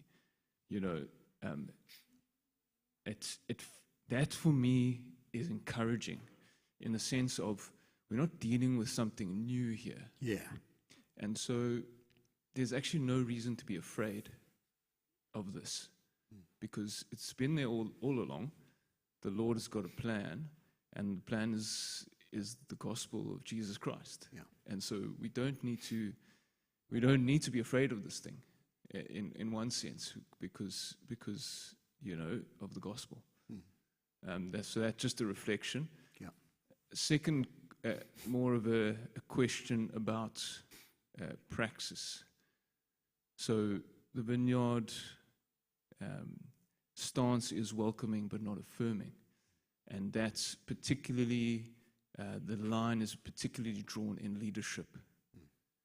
Now, my question is: should there not be certain contexts of fellowship where we need to draw the line as well? So, for example, the home. So, if we are welcoming to all sexual orientations, and we have now people who are homosexual come into our homes with our children, and we allow them freedom of to be themselves, To act out. act out. So now, is the, say, for example, eating together and fellowshipping, are we welcoming in that context? Because that for me feels like affirmation. Yeah, these are very difficult moral choices. Like, do you go to the wedding of a couple and celebrate with them, or do you say, I can't come to your wedding? There are many, many moral choices we have to make. My objection is when it's either behavior or teaching that's going to mess up my grandsons. I want to say you're not allowed to do that. I think one of the lines where it's really now the battle is on, is it not the prefix, what you call yourself, a he or a she or a it or a we? The pronoun. And so in schools like in America, if the school teacher doesn't accept the pronoun that the child wants to use, they can lose their jobs. What do I do as a Christian if I don't agree with that? So, I know that she is a girl. I watched her grow up. Now she's calling herself Sam, and I'm supposed to call her him, and I object to that, the fact is I might lose my job. So my conscience would be, no, if you force me to use the pronoun you want, which goes against creation, you are infringing on my religious liberty and my right to exercise my conscience. So there is a big war going on that. And I don't, I'm just beginning to think about this. I don't have all the answers. And probably we can't create what's called a casuistic ethics, where there are hundreds of details. In this case, do this. Because then we're not letting people be led by the Spirit, We're going to have to learn to navigate it. It's going to be difficult. And just like you, it makes you have all these questions. To me, I don't have all the answers yet. I think we have to navigate it. Dave? No, absolutely. Those are good questions, Nick. But I think once we compromise on how welcoming we are, we're already moving away from the gospel too. Yeah. So we don't want to move away from the gospel in terms of affirming what we shouldn't be affirming, but neither do we want to be not welcoming what we should be welcoming, in order that they might receive the truth that actually does set them free. Yeah. So it's a risk we take. But when you get someone, say, coming to your hospital, they've got a particular contagious illness, you will need to take the precautions to put them in an isolated ward or something like that. So likewise, if someone is coming in, has a violent streak, or whatever the issue, might not be sexual, you wouldn't just welcome them in your home without monitoring their behavior. You would make sure they're shadowed or protected in some way. So I think we take the precautions to give extra care, as you would in a hospital, to the vulnerable people coming in. So in church, we would do the same. I think this line of being welcoming and not affirming is a very helpful distinction, and they must be both very strongly endorsed. That would be my response. Yeah. Connie? And Dave, I just wanted to say, isn't it, we welcome everybody into the church, but if they start pushing their ideology, like they get into a home group and they start arguing in favor of it, then we say, no. Yeah, Derek, that's what I was saying Then yesterday about, exactly. about anyone who's coming and having a divisive influence. Then we were able to, do you want to just finish that comment there, Nick? I think I totally agree with those principles, but it seems like we are defining the battleground intellectually. In terms of someone can push the ideologies by being by acting out their desires, by being physically affectionate. That can be a way of pushing your ideology. So no, I agree. I reckon if a couple comes into our fellowship and they start acting like a couple, and that has crossed our ethical line, that behavior is pushing their ideology. I agree with you. So, Connie, you wanted to say something?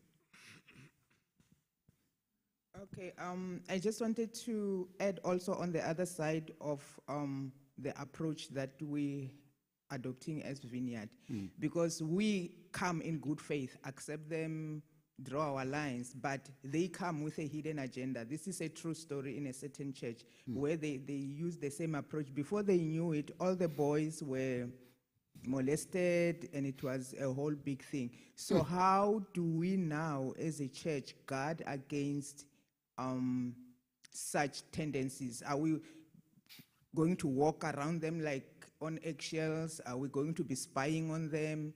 And also there's the spiritual part impartation of the whole equation. So those are the things that are in my mind now. How do we now find the balance? You're right. I mean, this is where pastors must be pastors, And surely the gifts of discernment, the gifts of the Spirit, and a person comes in and I just seem innocent and normal, we need to say, hey, God help us to see all the people coming to our church if there's an agenda that we see it. And I mean, I think normally with me, when I've pastored people in churches, I've tried to not confront people in public meetings. I'll confront them individually. So I don't want to shame anybody in public, But one-on-one pastorally, we can really probe, and ask questions. Yeah, absolutely, Derek. And one of the things we must also be very clear about, we must hold up what Christ-like living is actually about. What does it look like? So we keep preaching for what can be affirmed, and by so doing, clarify where the lines are drawn between ungodly behavior and what is godly, Okay, so I always get nervous when I have to start speaking English. I made a few notes. Ek verstaan Afrikaans. My vrou is Afrikaans spreker. But I don't think everybody will. Something that has just been very in my face since I've grown up is the fact that parents aren't educated to know how to deal with their emotions. Yeah. And I've seen that going through the generations, and it's actually caused children to want to discover things from Google and friends, and that I feel like that is one of the big problems, because parents don't know how to guide their children through the developmental stages. They don't know how to guide children through the discovering stage. And I was just not to judge or anything, but just hearing the phrase, yeah, but she climbed a tree. So we've associated certain behaviors with gender. With masculinity and yes. And I feel like that's such a big thing, because I was a tomboy, solidly. Yeah. So, and that actually led, and early years of molestation and things that happened led me to start questioning, because nobody guided me in these things. Yeah. There were thoughts and things, and my parents just didn't have the knowledge to help me to find the people to counsel me and all that. So by the age of 17, I was like, well, maybe I am maybe bisexual. And I mean, this was before the hectic stuff that we're dealing with today. So I feel like a lot of people, and especially in the Afrikaans culture, they prefer to not engage in this, Is it too embarrassing to talk about? Not even embarrassment. It's just, it's wrong. So if the child is not, understanding this, just give them a whack and they must get right. But to, as you say, to learn how to educate parents, not necessarily in such an in-depth theological way, but to have this in discipleship groups with our parents so that they can learn how to navigate life as it is now. So, to also become aware of what we use. I had a revelation like a few years ago where in school, when a boy was developing a bit later, immediately we would go, oh, is he maybe, he's probably gay, Yeah. And I felt so convicted because I had this moment where I felt the Lord said, but you have been speaking this over that person, and if we talk about we're in a spiritual warfare, and what we speak has and power, what we affirm, yes. Exactly. So it's just something to think about also for us now, to not just push away, but to become aware of our ignorance in dealing with things, and also to help children navigate the differences and the developmental stages of people in a society that we are in today. This is so helpful. You've given me an idea. Hey, Dave, we've used marriage seminars for evangelism, haven't we? Churches set up, a marriage seminar and invite all your non-Christian friends who are getting married, and we'll equip you with a marriage seminar. Or like sometimes we've used seminars on how to get out of debt, for instance, and invite people. And now imagine if we offer to Port Elizabeth, Dave, a seminar on how to parent your child in the modern, confusing, transgender-orientated world. You know what? There are a lot of parents who aren't Christians, but they just can see insanity for what it is. And we could actually do a whole evangelistic thing by offering, empowering teaching, and especially we would need to get like medical people coming to talk about what happens during adolescence. If your teen acts like this, don't come to this conclusion, because this is part, just what you've been saying. Hey man, we could do a whole evangelistic thing. Absolutely. Denzel. Yes, thank you for a very informative topic. I think it's about time the church speaks about these things. It's prevalent in the age that we're living in. And these things have always been there. I mean, Jesus' time, there was Herod and all these people that was there. But like Pastor Dave says, you know, we hate the sin, but we love the sinner. And that's how God is. And right believing will lead to right living. And we need to embrace these people. But we're living in an age where I think the church has been silenced, and as we know it. So we've been suppressed as a church. And we haven't, our voice has been taken away. And in terms of that, I think that in our camp last week, this parent was talking about in Port Elizabeth that they have same toilets for boys and girls. So it is happening in our society. But I think we need to take cognizance of the fact, like you said, you need to converse with your medical friends. We also need to enlighten ourselves with the law, because the law. Yeah, the laws are big. The law, issue. yeah, the law is being changed underneath our nose, and that's why our former Chief Justice actually was taken out, because he was asked to change the laws, and we've got a constitution in South Africa which is very solid against the Western world and the culture. So that's been taken away very sneakily. So I think the church needs to rise up in terms of the law and where we are at, because that's the starting point. And that's going to change the narrative of what the church believes in and what we've been ordained to preach the word. And it's the truth is in the Bible, and that's what it is. So I think we need to be more aware of what's happening around us and the laws that are being passed, because we're in this world, but we're not of this world. And the prince of the air of this world is working at a far greater pace than anything else, because he knows his time is coming near. And Jesus is coming back. Yeah, thank you. Yeah, so in ideologies, the means of social control are media, education, law, and policing. All of those can be harnessed by the ideology.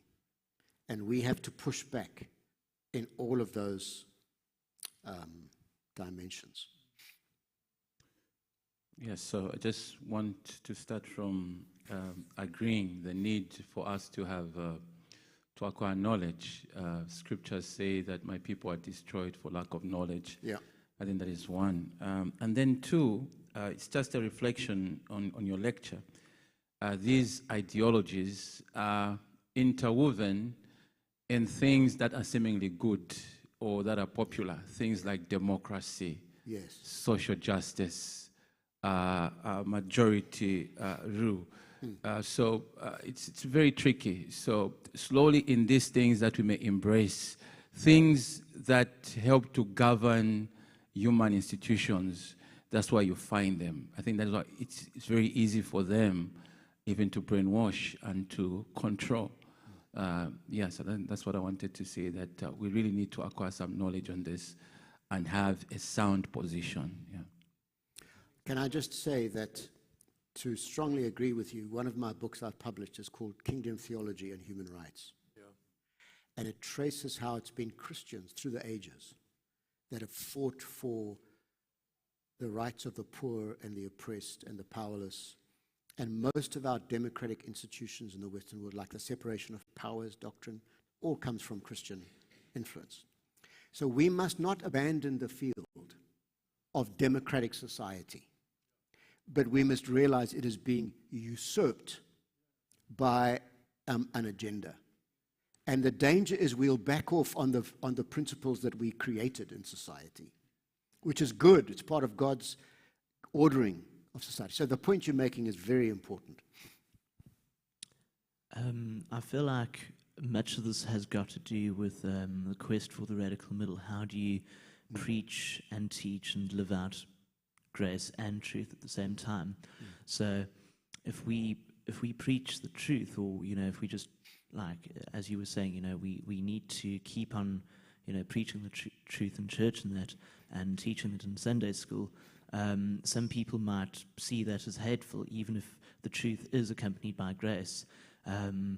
So yeah, I just think it's very important to be loving, but many of the people of the LGBTIQ community or who endorse those belief systems, they'll see us as hateful, Yes, they regardless of what we say or how we say it. I don't know, like, how do you handle that? Yeah.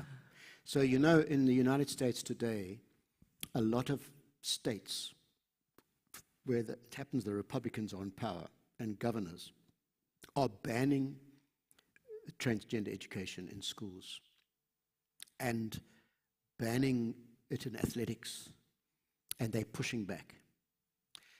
And the activists for the ideology basically portray all such politicians as filled with hate, just what you've said.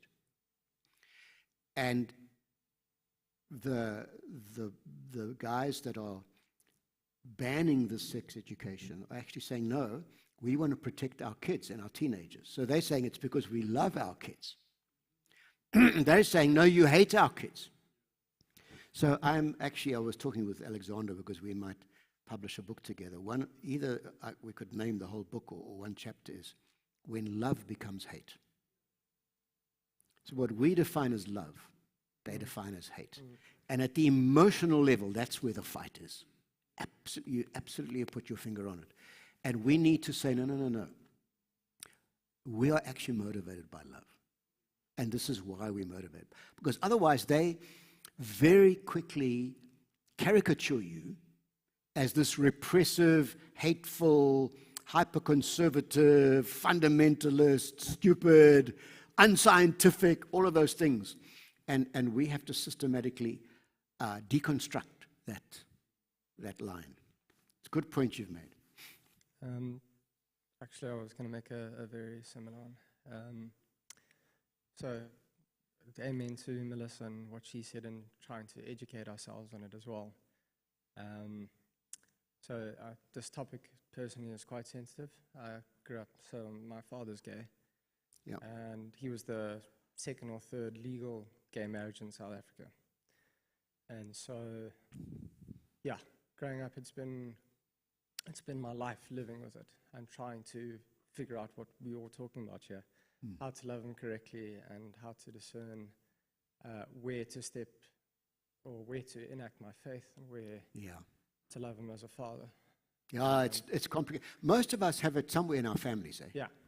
I've got my extended family who's lesbian, married to another woman and so on, and I've had to navigate how to love her without accepting everything. It's complicated. So it's really hard. And so this idea of, or not the idea, but the truth that, as you say, it comes across emotionally very quickly. Because we've now understood that behind it is it's the spiritual battle that we really need to fight. But face to face, it's come out as, I'm persecuting you. And it's an emotional You're front, rejecting me. Correct. So having this idea of, let me educate myself, or even if it is interacting with them, as we said, being accepting, allowing them into the church lovingly, even the idea of saying, I'm willing to interact with you, often breaks down many of the barriers of, I'm now persecuting you. So something, and I can well understand, so I'm not a parent myself, but I can well understand that it's exceedingly scary for parents to allow their children to interact with these people. But I would like parents to also understand that if it's someone like a youngster who's now proclaiming, I'm gay, I'm lesbian, they are still figuring things out themselves, that youngster. If you are allowing your child to interact with an older person who's a while of their journey with their journey in homosexuality, that is when you can more radically step in and say, you've had this idea for a long time, may I ask you a question? But if it's a youngster, in love, you still need to almost help them raise them. Like as a church, we're supposed to be communities, living out lives with each other. So the youngsters are the ones that need so much help because they're confused, they've been bombarded, as you say, with like media and a whole bunch of things, and they don't necessarily fully understand it themselves. So it's in that space with the youngsters where we need to step out in love, and with the older generation who've proclaimed that, yes, I am a lesbian and this is good or whatever, that's when we can ask the harder questions with those people. Just perhaps something small, my 5 cents. Thanks, Tyler. Thanks for sharing. Thank you for that. Val, you had something to ask? Yeah, as we're talking about this, I'm reminded of reading a book by James Dobson when my son was 12, 13 years old, and I was trying to figure out how to parent him. And I think the book was called Raising Boys or something to that effect. And Bringing Up Boys, yeah. And he had a chapter in the book about talking to your sons about the whole thing of homosexuality. And then he had an addendum in the back of the book, which I read, and I must admit I landed on the place, this is complete conspiracy and crazy Christian speak.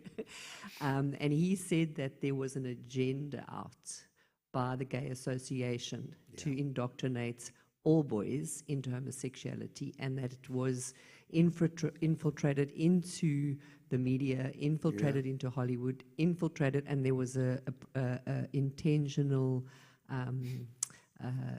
mandate to get directors into Hollywood, script writers, actors, to portray that homosexuality is normal. And I remember reading that and I thought, I wanted to chuck out the whole book because I thought you a bit crazy, 15 years ago. But now you don't think he was crazy. Now, when I watch TV, I go, oh my word. Yeah, there it is. And I think what you're saying, so this is what I want to land on, what you're saying today is you saying a similar thing, in a sense, about what's happening with the media out there, and that it is an agenda, it's a war, and they use education, and they use media. And I think if I look back, and he was appealing at that point to churches and to leaders to do the same thing. He said, get into the media, get into movies, start making movies that portray the Christian message. And I think I just want to, that's what you're saying. I think as much as there is this war that's going on out there, we have a parallel message that these young people and adults are looking for. What's your identity? What is your purpose? Where do you belong? And we have that message, and I think we possibly are too silent. If I look at the media with the whole homosexual, you don't see what he called for then 15 years ago. Didn't happen. And I think it's an important thing for us to take seriously. Your call today to actually call on medical, but also the media and technology, because that is where the war is being waged. And we need to, and I think it comes back, so just my second point would be agreeing with the education on it, because and my daughter, she came back from a year outside of this church. She went off into a community where there wasn't a wide Christian group, and she'd grown up in the church and, the way she thought, and she got into that society, and she came back home and she said, Mom, I don't know how to defend my faith. She said, I haven't been taught the words, because people come at me with this and I'll just say, well, I believe it to be true and it's in the Bible somewhere, but she said, I do not know what the essence of it, and I can't defend it.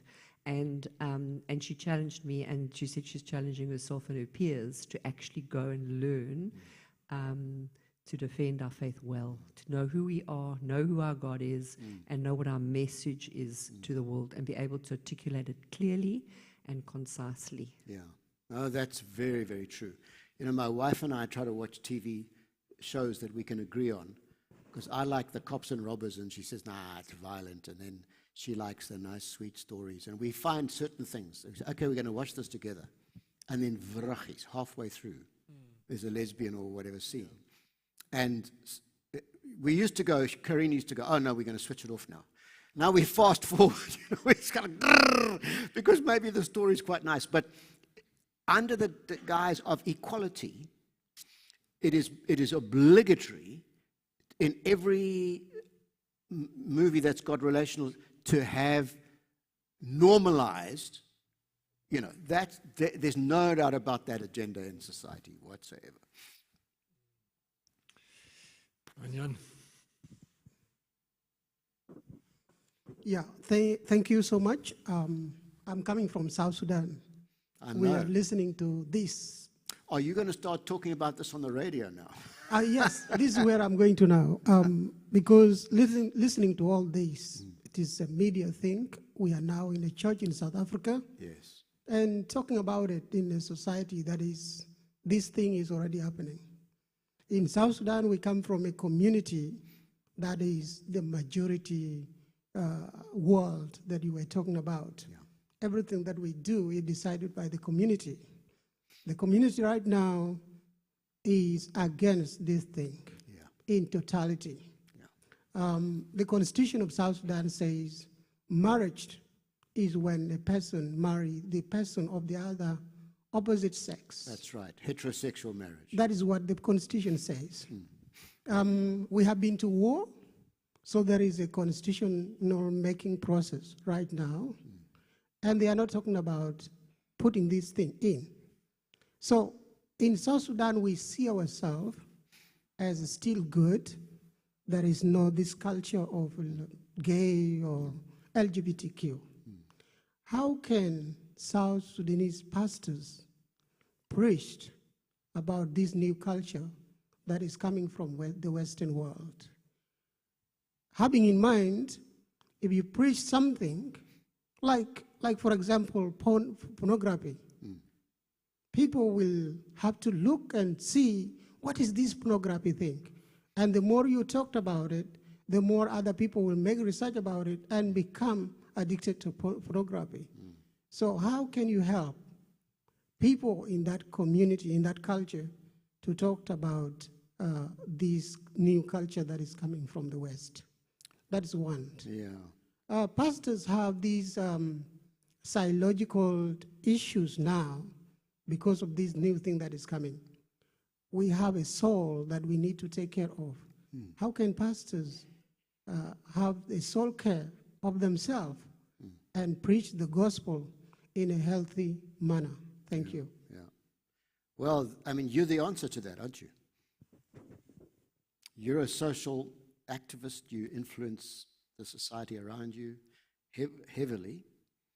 And I mean, I'm just thinking there are all sorts of things you could do to have pastors' conferences, ecumenical, gather and say, guys, we got to get ready for what's coming down the road. Here's what's coming down the road. So, you know, what I'm trying to do is, I'm hoping Alexander Fenton and myself, we may be hoping to publish a book on it. And if we do, then you could take that and you could say, all right, equip your pastors, because you're absolutely right. If they don't have their eyes open, then the politicians will get influenced. And a lot of it from the West is our donation money has strings attached. It's very much part of the pressure tactics. And then African leaders saying, no, we want your money, but you're not going to come and determine our culture. And we have to fight that fight. And we need to equip our pastors to influence, be engaged in society, to say, no, we're not going to get donation money if that's for instance, the string attached. I think we have to think about all of those things. Yeah, Dave? This has been very helpful, guys. You've been enjoying it, Helpful. I think one of the most helpful things you can do is actually take some time to pray. We need wisdom. We need God's applied courage and wisdom and discernment as we pick this up, because we really want to be here for broken humanity. We're not sitting here as a Sanhedrin, just sitting in judgment on the world. We're actually here to bring light and hope.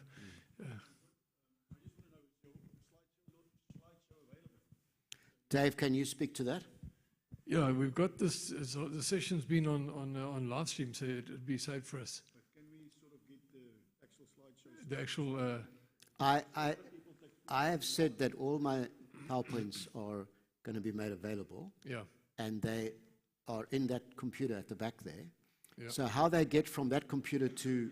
We bring a stick, we can... Yes. Yeah. But Dave also said a thing, if you give your email address, they're going to send out an email address. Yeah, there's a clipboard, Margie. A download site.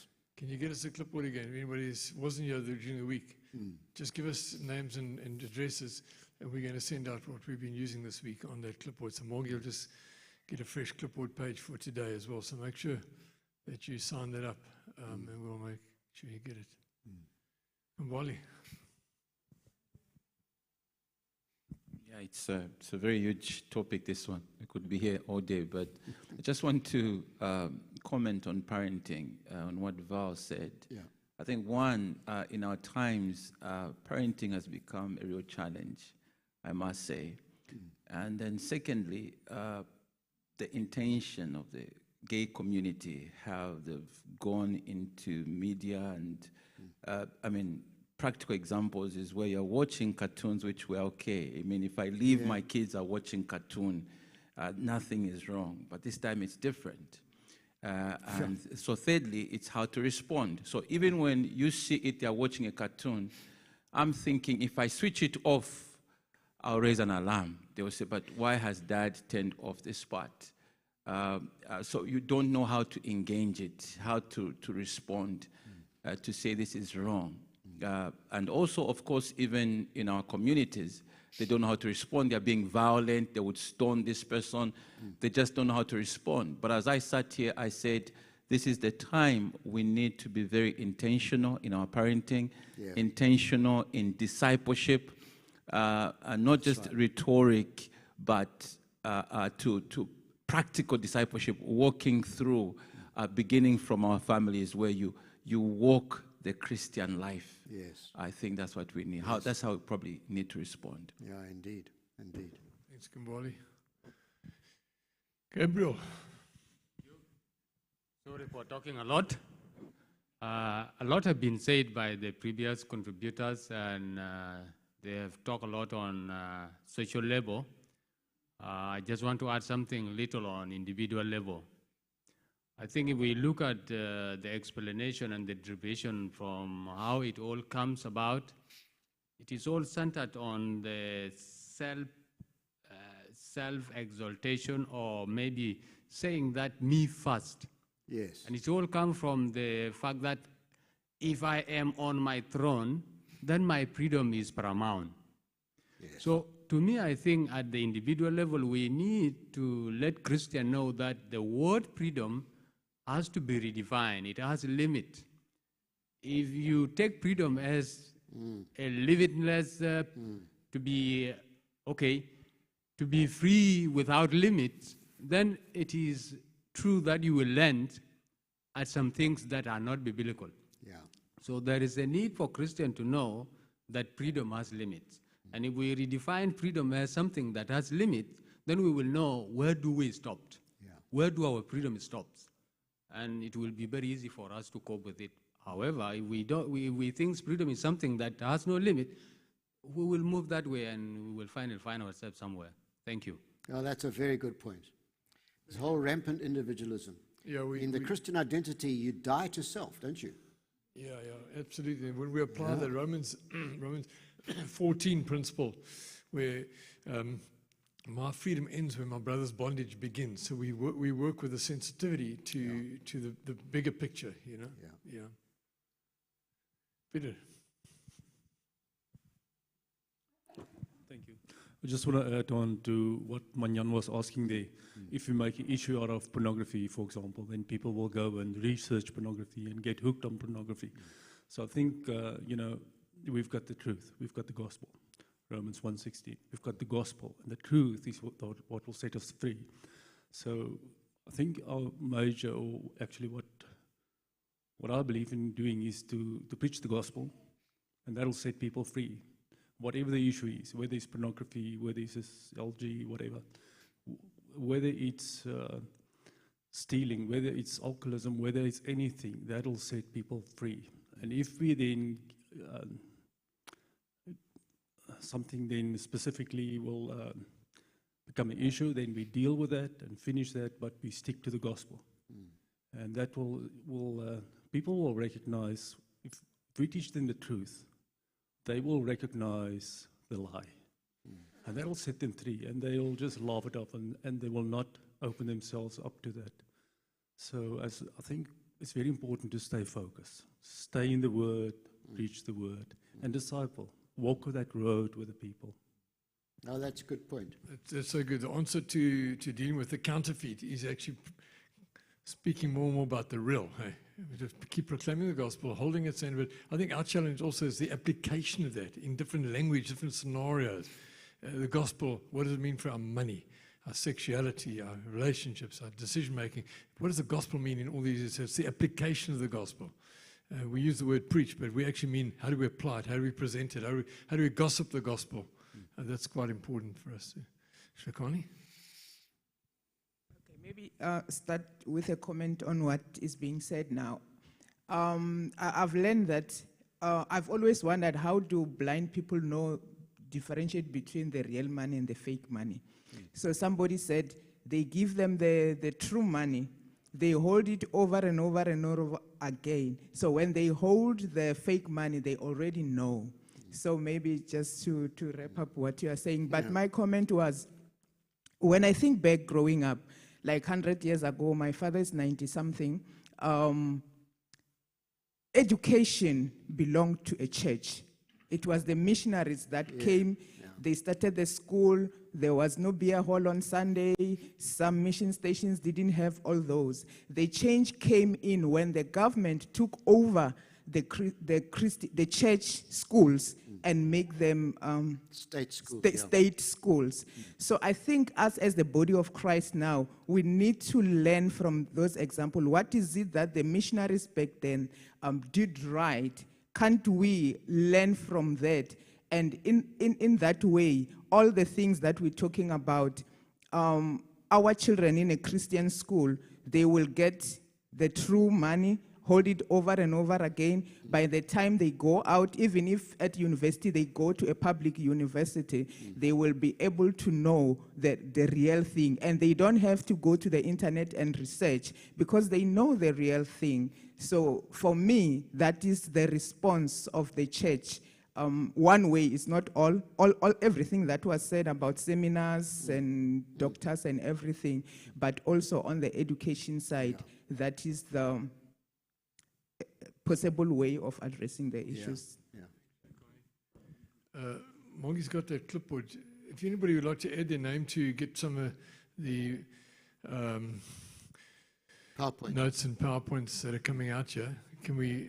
It's on the table there. Maybe you want to get it for us there, Mark.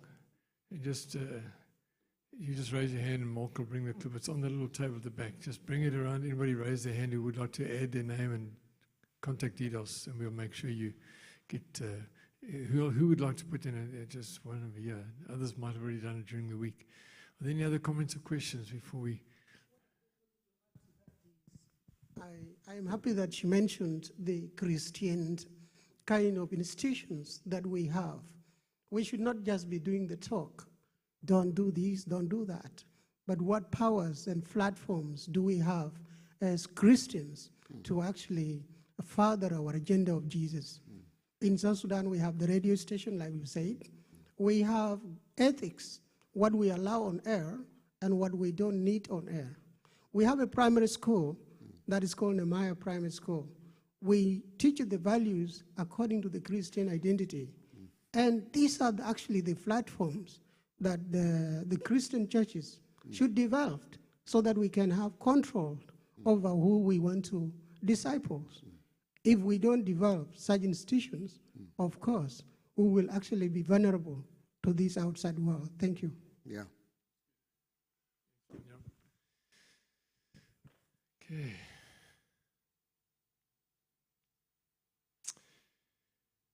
I think it'd be good if we took some time just to pray, man. Hey, the Lord will just consolidate our thinking, our heart responses. Why don't we turn 2, 3 small clusters, just maybe 3, 4 people, and just have a time of prayer. Can we do that? And then for those that have been listening on the live stream or who will, thank you for being part of this. We're going to just take some time to pray and wrap it up in a prayerful way, and we'll be sure to pick it up as the Lord is leading each of us in our varieties of churches and ministries. Because some of the guys, as you would have seen, come from, saying this also for the guys on the live stream, from South Sudan, Mali, Zambia, different parts of South Africa, and I know also David Quayle from Ghana is here as well, so different parts of Africa represented. in different parts of South Africa as well. So just be aware of that, and we'll make these resources available. And just to say again, you can get this on the Vineyard South Africa Facebook and live stream platforms from YouTube as well. So you can pick us all up there as well. Let's take some time, turn in 2s, 3s, maybe 4s. Just take some time to pray for our testimony, carrying this well, and may the Lord continue to lead us, and say thank you to Derek for your input as well. So let's pray, guys. Thank you.